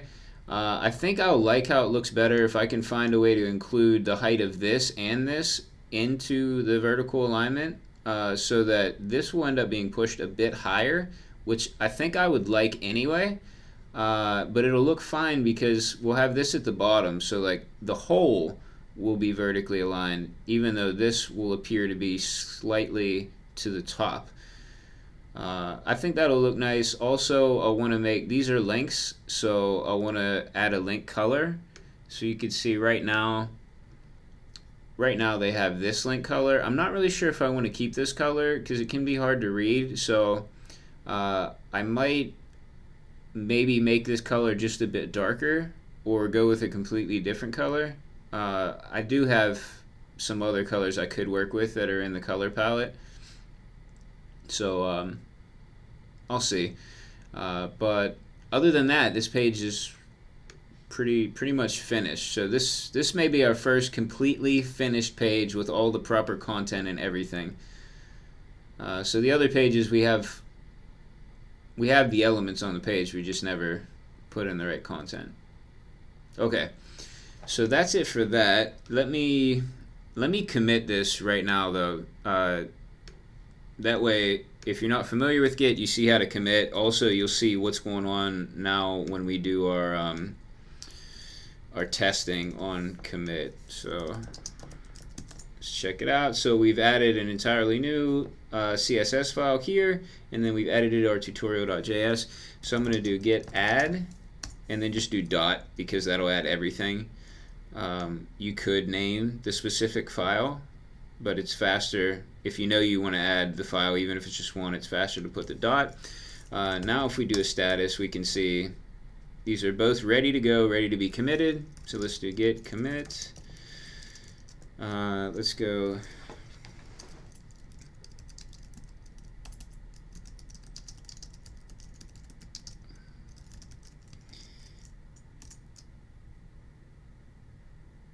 Alright, so you can see, we got an error. Component is defined but never used. Oops. Okay. We didn't need component, right? So if you look here, we made this a stateless functional component. So we, unlike our other pages, so like let's look at home.js, right? We were saying class home extends component, so we needed to bring in component. We don't need to do that anymore, so we can actually get rid of this. We do need to keep React, I believe. So now we can just do this, and that was, we got the error, which is great that we get the errors now rather than, getting the errors later on. Afterwards, we try to commit, and so that's much better. So let's check our status. We see we've modified, so I do want to do a git add, and oops, and also I didn't need to put the A in there, so sorry about that. We've already added, so I can just do the M for the message. If I would have left the A in, that means we're adding and committing at the same time, which would have been good since we needed to add this anyway. But I don't want to confuse you all. You don't really need the A if you're just adding a message. Okay, so this first part is auto formatting, and looks like that worked. Now it's running the tests. There we go. Cool. So you can see we have tests set up right now for 4 of the components, and it passed all of them. It tells us how long it took, all the tests that passed. So really cool. Now I'm going to push that up to GitHub, and now everything that we've done is available for you to check out in the repo on GitHub in the master branch. Okay, now to the live chat. So if you're just sticking around for the coding, that part of the stream is finished. Thanks so much for watching. Totally understand if you need to move on and do something else. If you'd like to stick around for the question and answer, that's awesome too. If you have a question, please put it in the live chat now. If you can't stick around, or if you'd rather ask something privately, you can direct message me on Twitter or really on any other social media. I've had people message me on Facebook, LinkedIn. I'm trying to think where else. I've had messages on Instagram. So pretty much wherever social media you can find me on, you can message me on there. I've even had people email me. I'm pretty flexible with that. So I'm just going to go right through the live chat. I'm about halfway through all the chat messages right now. I'm going to keep going down through. I'm going to try to get most of the questions. let me go for just a second. I saw the head of my department just peeked in my door, so I just want to make sure it's not any emergency thing. Be right back.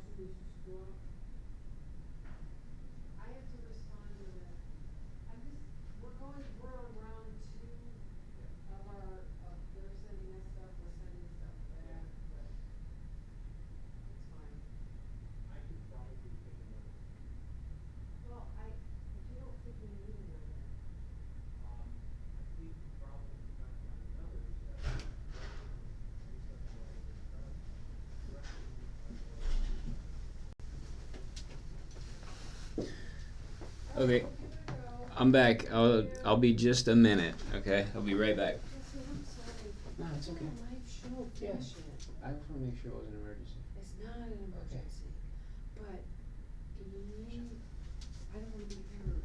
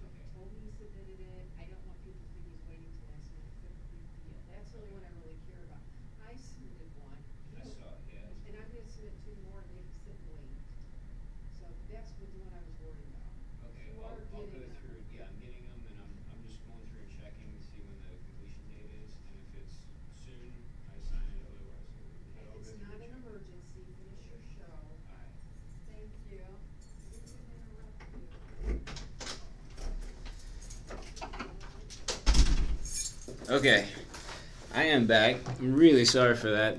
That was probably the longest gap that I've ever had in my stream. So apologies for that, especially if you're watching this later on. I guess you can fast forward through it or skip ahead. So sorry. It was. I guess it wasn't exactly an emergency, but it was about the project that I'm on right now, sort of. So. The live version of this is obviously live, and people are submitting things through it frequently. We get submissions every day, but our project manager. So we have someone who looks at all the submissions and then assigns them to people, and she is in Iceland right now on vacation, which is awesome, but. I now have to sort through all these submissions and assign them if they need to be worked on immediately. Otherwise, I can wait. They can wait until the person who normally does them gets back. So anyway, it was about a recent submission. So I need to make sure that I double check that. So I'm going to write a note for myself right now.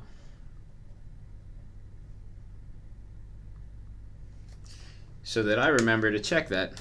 So, let me get back to the live chat now. I hope I didn't lose too many people. It looks like we're a little bit below normal, but I'll still get I'm going to go a little bit past the time I wanted to, so the stream's going to be a bit longer than 2 hours so I can get to the questions since I left you all hanging for so long. Today has been like definitely an above average amount of interruptions.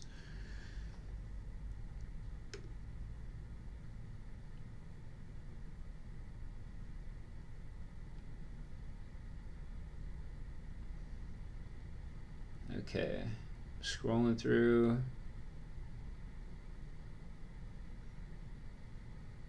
Okay, it looks like there was a nice discussion here in the live chat about what to use for backend.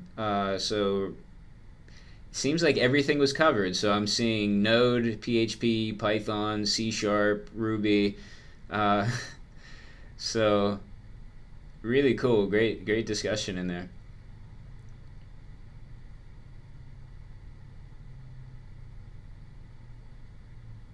Okay, Don Xavier asks, how did you manage to get the Z index working with Material UI cards? I've tried CSS, but Material UI keeps on resetting the styles. Tried to make it with styles, and same luck. Okay, let's see. Let me check what's going on with our cards. So we have cards here on the home page.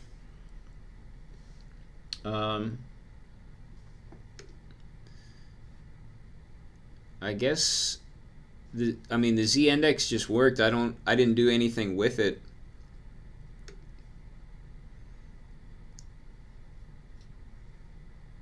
Z index auto.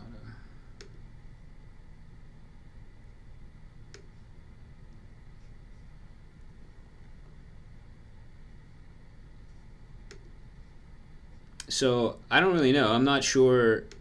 I'm not exactly sure since I don't know what the issue is.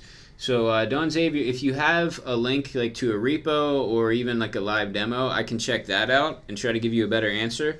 But I have not had any Z-index issues with the Material UI cards.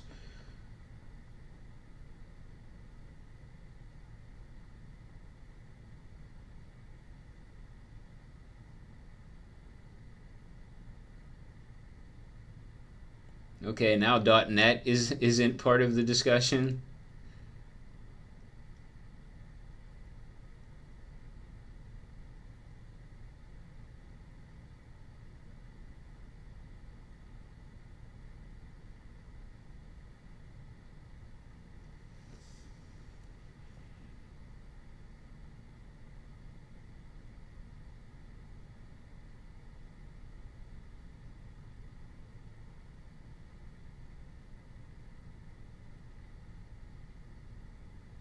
Uh, Bavik asks, anyone know why he's using ngrok instead of Node? I'm still using Node in the background. ngrok is just so that you all can view the site. So like my Node thing is running on localhost, and then you all can check out the ngrok link. Okay, it looks like that was that was already explained. Thanks. Who's that? Kevin. Thanks, Kevin, for explaining that in the live chat.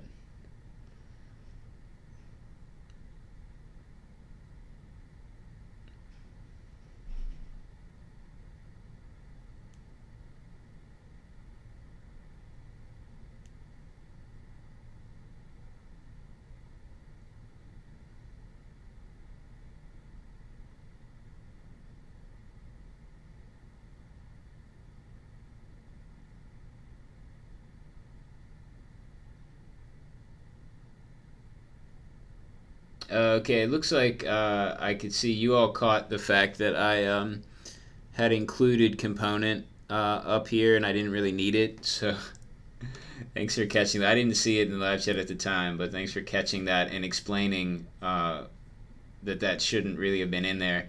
It was just left over from copy and pasting.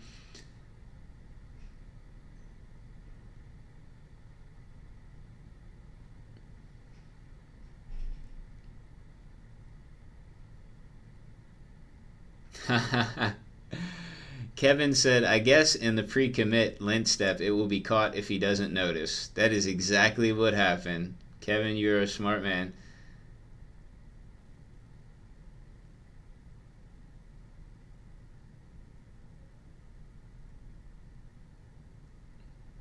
Don Xavier, there's a discussion in the live chat about small like size of CSS files and things like that. Don Xavier says simulate 3G and you'll see that smaller CSS is better. Yeah, so actually, I recommend that. Sometimes I do all my development with 3G, so I wouldn't say all. Like when I get to the point where I'm trying to speed things up on a site, like I'm doing speed optimizations, I try to just have it set on a 3G network all the time to really get a feeling for what users on a 3G network will experience. Also, I just saw a video about this. The latest version of Chrome, I think Chrome 60, um, will let you simulate not only a 3G network, but also phones that don't really have a lot of processing power. So I'm not really sure. Maybe it's just on Canary right now. I didn't check to use it yet. So if you, Canary is like the latest version of Chrome. I don't have Canary open right now, but that also will be useful. Because not only does the network connection matter, but the processing power as well.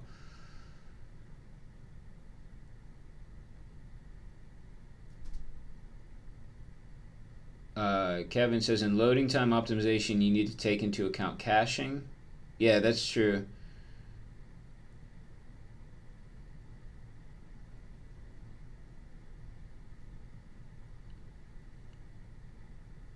Yeah, so Kevin explains more. If it's a big CSS file, but it doesn't need to be downloaded again because it's cached, and then you navigate around the site, you actually might increase the performance instead of having a lot of small CSS files that need to be downloaded and aren't cached. So yeah, actually that is a really good point.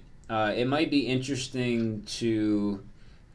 I don't know if we'll have time with this project or not, but it would be really cool when we get it to a more finished state to compare the load times doing it either way. So like we could have a branch where we've combined everything into one file and a branch where we have it all split up and then compare. That might be really cool to do. I hope I don't forget that idea because later on, like before we launch it, that would be the best time I think to test it out, and then we would decide which one we should launch.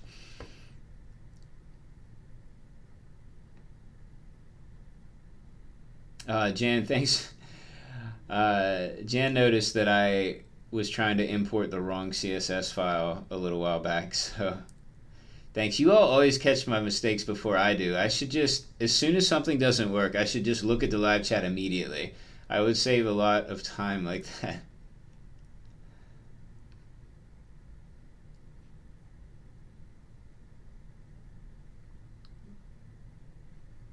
Let's see. John Hansen says, does everyone use auto prefixer from post CSS, or is that not needed nowadays? I have used it on projects recently. I guess it depends on what you're working on. So I think Next and then Create React App will auto prefix for you. But if you're not using one of those, then you would want to use an auto prefixer. So also it depends on what browsers you're targeting as well. But really, I mean, if you're once you add it, it doesn't really take any extra work, and you might get compatibility with some extra browsers for it. So I think it's definitely worth it.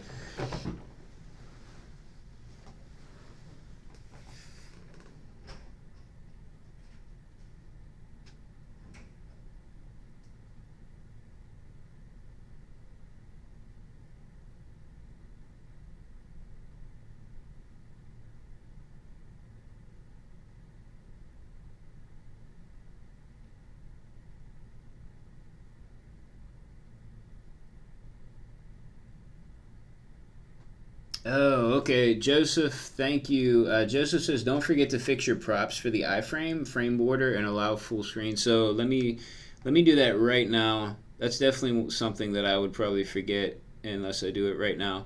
So let me. There should be. I should be getting an error message for it. So let me show you the error first.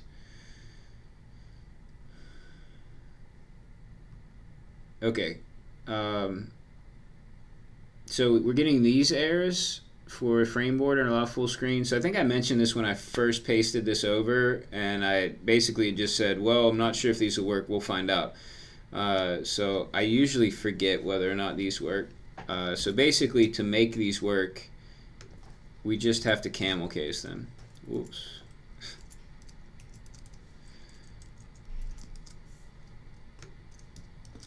Now that should get rid of the errors. Yay, alright, cool. Iframe elements must have a unique title property. That's interesting. Okay, so our iframe needs to have a unique title. I've never heard that. So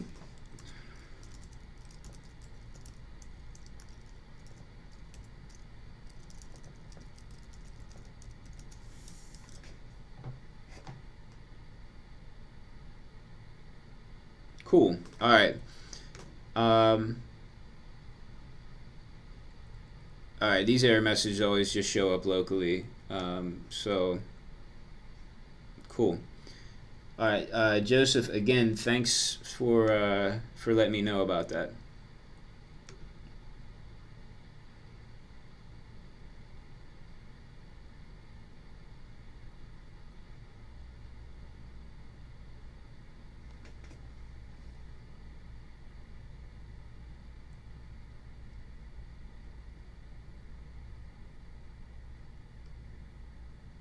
Oh, okay. A little while ago, I was mentioning using SAS with Webpack, and in regard to that, John Hansen mentions setting up the SAS loader with Webpack is straightforward and works. It's the post CSS auto prefixer that's messing up Webpack. So, okay, good to know.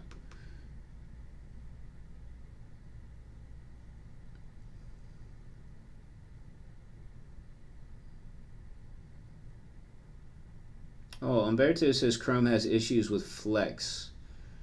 So,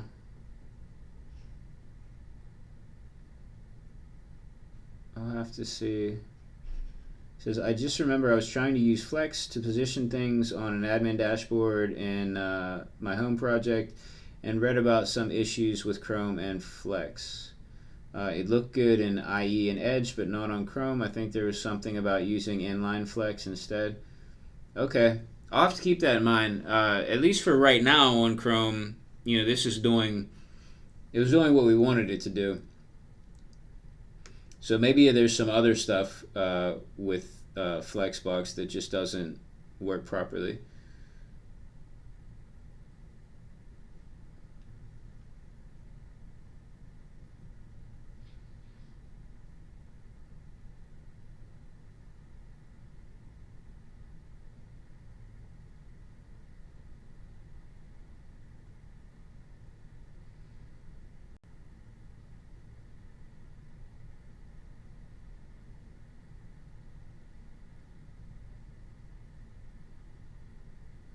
Brian says, "Why is he only wishing he was using SAS and not actually using it?" Yeah, that's a great question. I didn't set it up. So we just kind of started working on this project and didn't set it up. So that's the only reason. If I Because I'm not really sure how to set it up. So if if I have time, and I guess I could set it up, I just didn't think it would be that big of a deal. Um, but at some point, I guess it would be good for me to figure out how to get it working with Create React App in this case and use it.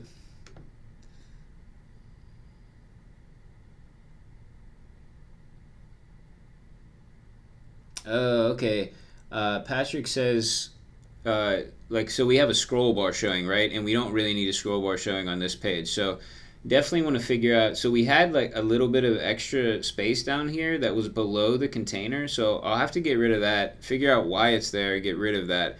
Because for right now, the scroll bar doesn't look bad, but he rightly reminds me that on Linux and Windows, the scroll bar will show and not look that great. So that's definitely important to get that sorted out. So thanks for bringing that up, Patrick. Oh, okay. Patrick says I'll set up SAS and make a pull request tonight. If you want, just let me know. Actually, Patrick, if you would like to do that and you have time to do that, that would be really awesome and helpful. So definitely don't expect you to do it. So don't feel at all obligated. But I would be I would appreciate it a lot if you did do that. Otherwise, if you don't have time, but you could send me a resource, and then I could try to research it a bit and do it as well. Um, that would be cool too.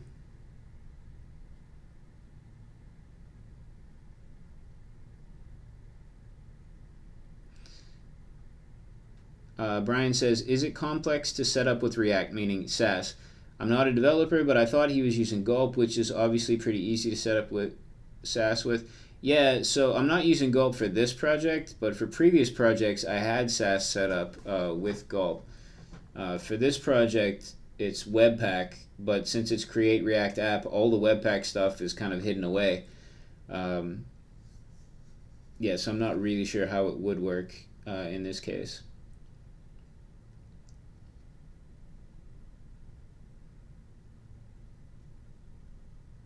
Oh, cool. Patrick says there are actually instructions in the README for Create React App to set up SAS. So I feel like a noob now. Yeah, I was actually looking through some of the Create React App stuff today. I wasn't looking it up for SAS. I was looking up for how to set up like a server.js file and handle some things with our form inputs. So there is so much stuff in the documentation for Create React App. So from now on, I'm going to go there first when I'm trying to do something because there are a lot of different use cases that are addressed there. So really, really good resource.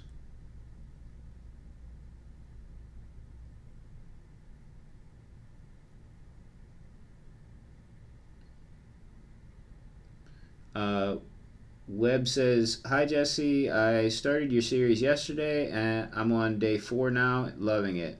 Awesome. Thanks for saying that. I'm glad you're loving the series so far, and that's cool that you're able to join in live today.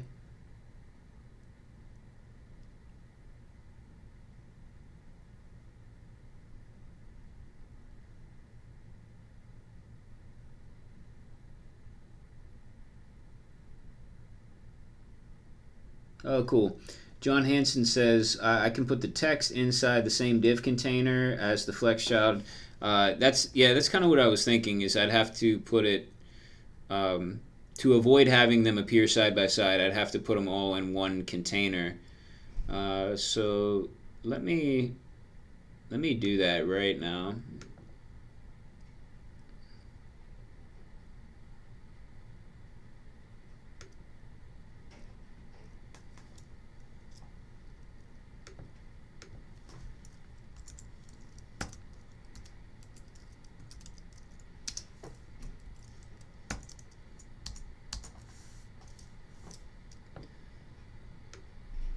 Let's do that now and see how it looks.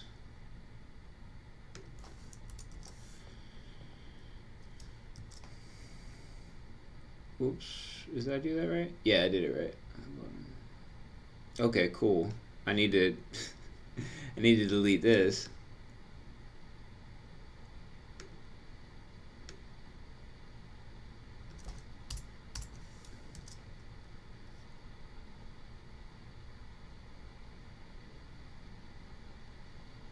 Okay, cool. Much better.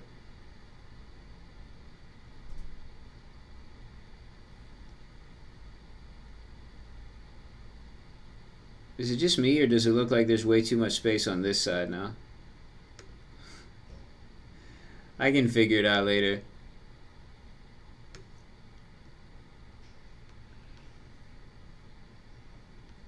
Oh, yeah.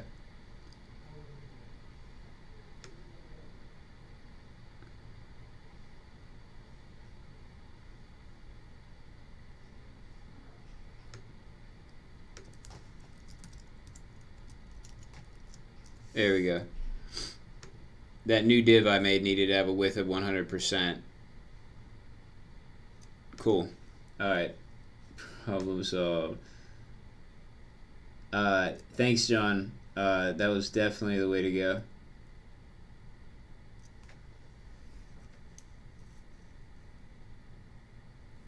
Okay, Pablo says, are you creating a new branch and then merging it back into the master one? Nice. It'd be nice to see how it's done.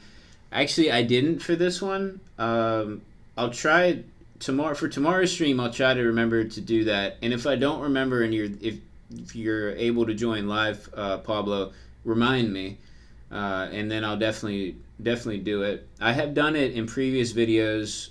I don't think for this project though, but I don't want you to have to go back and search through. It's like a lot of hours of video content. So I'll definitely do my best to remember to do it tomorrow.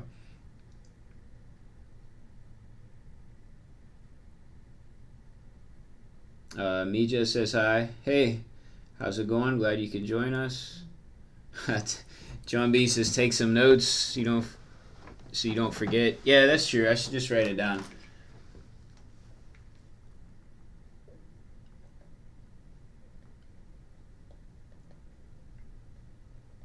Alright, so I'm writing it down right now. Okay. Actually, now that I think about it, if you do look back at some previous videos, I think it's actually in the video title that I'm like merging or something. So if you want to see me merge something, I'll still try to do it tomorrow. I think I did put it in the title of the video, so you could just scroll through the playlist, the Live Coding with Jesse playlist, and see the title, or even search for it. I can't remember exact. I'm pretty sure it had the word merge in it.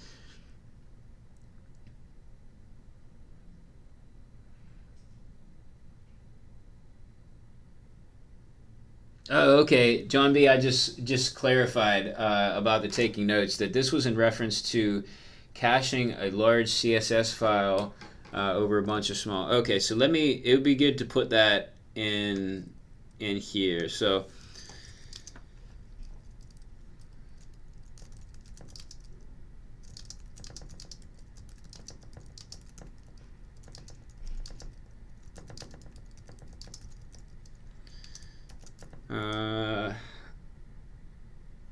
I'll say 4 Pomodoro cycles just to combine all the files, because the actual testing should be pretty obvious right off the bat. Okay, so now it's in there, so I won't forget.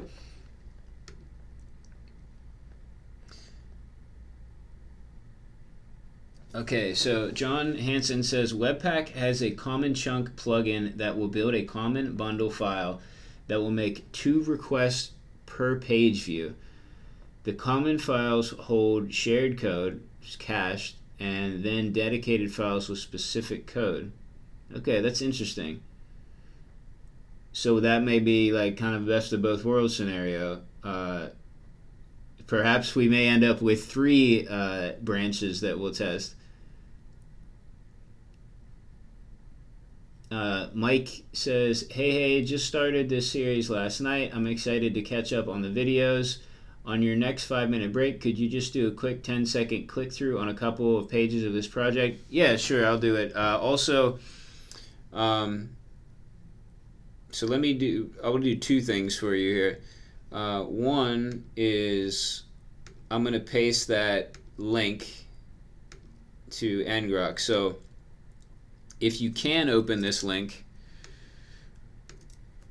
you can click through the site live right now if you want to, and then just in case you can't go to that link, I'll just click through a few pages. So homepage, just some cards, logos. This just is a demo card right now, but it'll be very different later on. Just some cards. These are cards. These actually would normally have.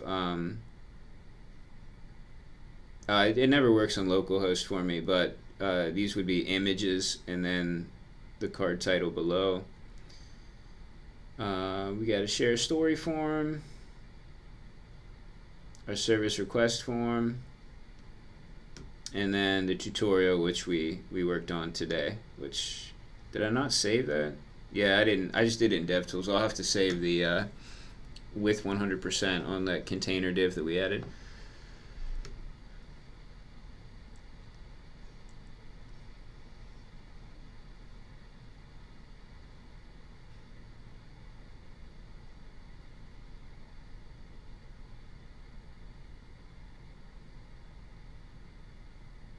Patrick said, so you are just going to email the request form? I thought this was connecting to third-party backend. Yeah, it is. So what I currently have it doing is an email goes out with the data. The data gets saved in a Google Sheet, and then it also gets sent to our project management system. We're using Rike, and they have an API, so I can send the data and files. It's a little bit odd, so I can't send everything all at once. What I have to do is create a new project, and I can send data with that, like all the text input data and the checkbox data.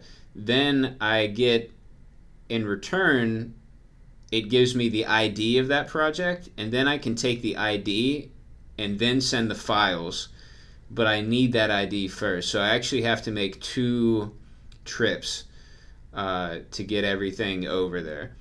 But anyway, yeah, that's what's going to happen. So hopefully I'll be able to continue doing all those things, although I'm open to setting up some sort of lightweight database and just not using the Google Sheet. So replacing the Google Sheet with some sort of database.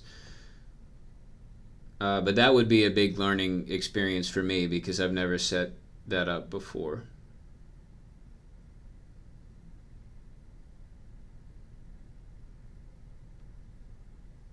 Oh, cool. Mike said that link, the ngrok link, did work. Awesome. Okay, yeah, I'll leave the ngrok server running until I leave today, so it'll be running for a little while after the video, and then that way if anybody wants to keep messing around with it, then it'll be there. Cool. Patrick said, I'm looking forward to seeing you hook all that up. Yeah, I'm looking forward to doing it as well. Hopefully I can make it all work. I mean, I made it all work with using jQuery and before, so hopefully I can make it work again. Of course, that was all client side. Now I want to do it server side. All right, I've gotten to the end of the live chat. So today was really long stream, but that was at least partly due to me being interrupted, which is cool. It happens. We got some stuff done, got a lot of questions answered, so pretty good stream. And I'll be back. I think my schedule is free in the afternoon tomorrow, so I should be able to stream at the same time, 2 p.m. Eastern, so my normal time. And we'll see. Maybe we'll start working on some of that server-side stuff to handle the form data tomorrow. But thanks so much for all your help. It was really, as always, you all make whatever I'm working on, so much better than it would otherwise be with just me working on it. Thank you for the pull requests. So Patrick and Ketvin had pull requests over the last 24 hours. Thanks so much for that. And yeah, I'll see you all tomorrow. Have a great day.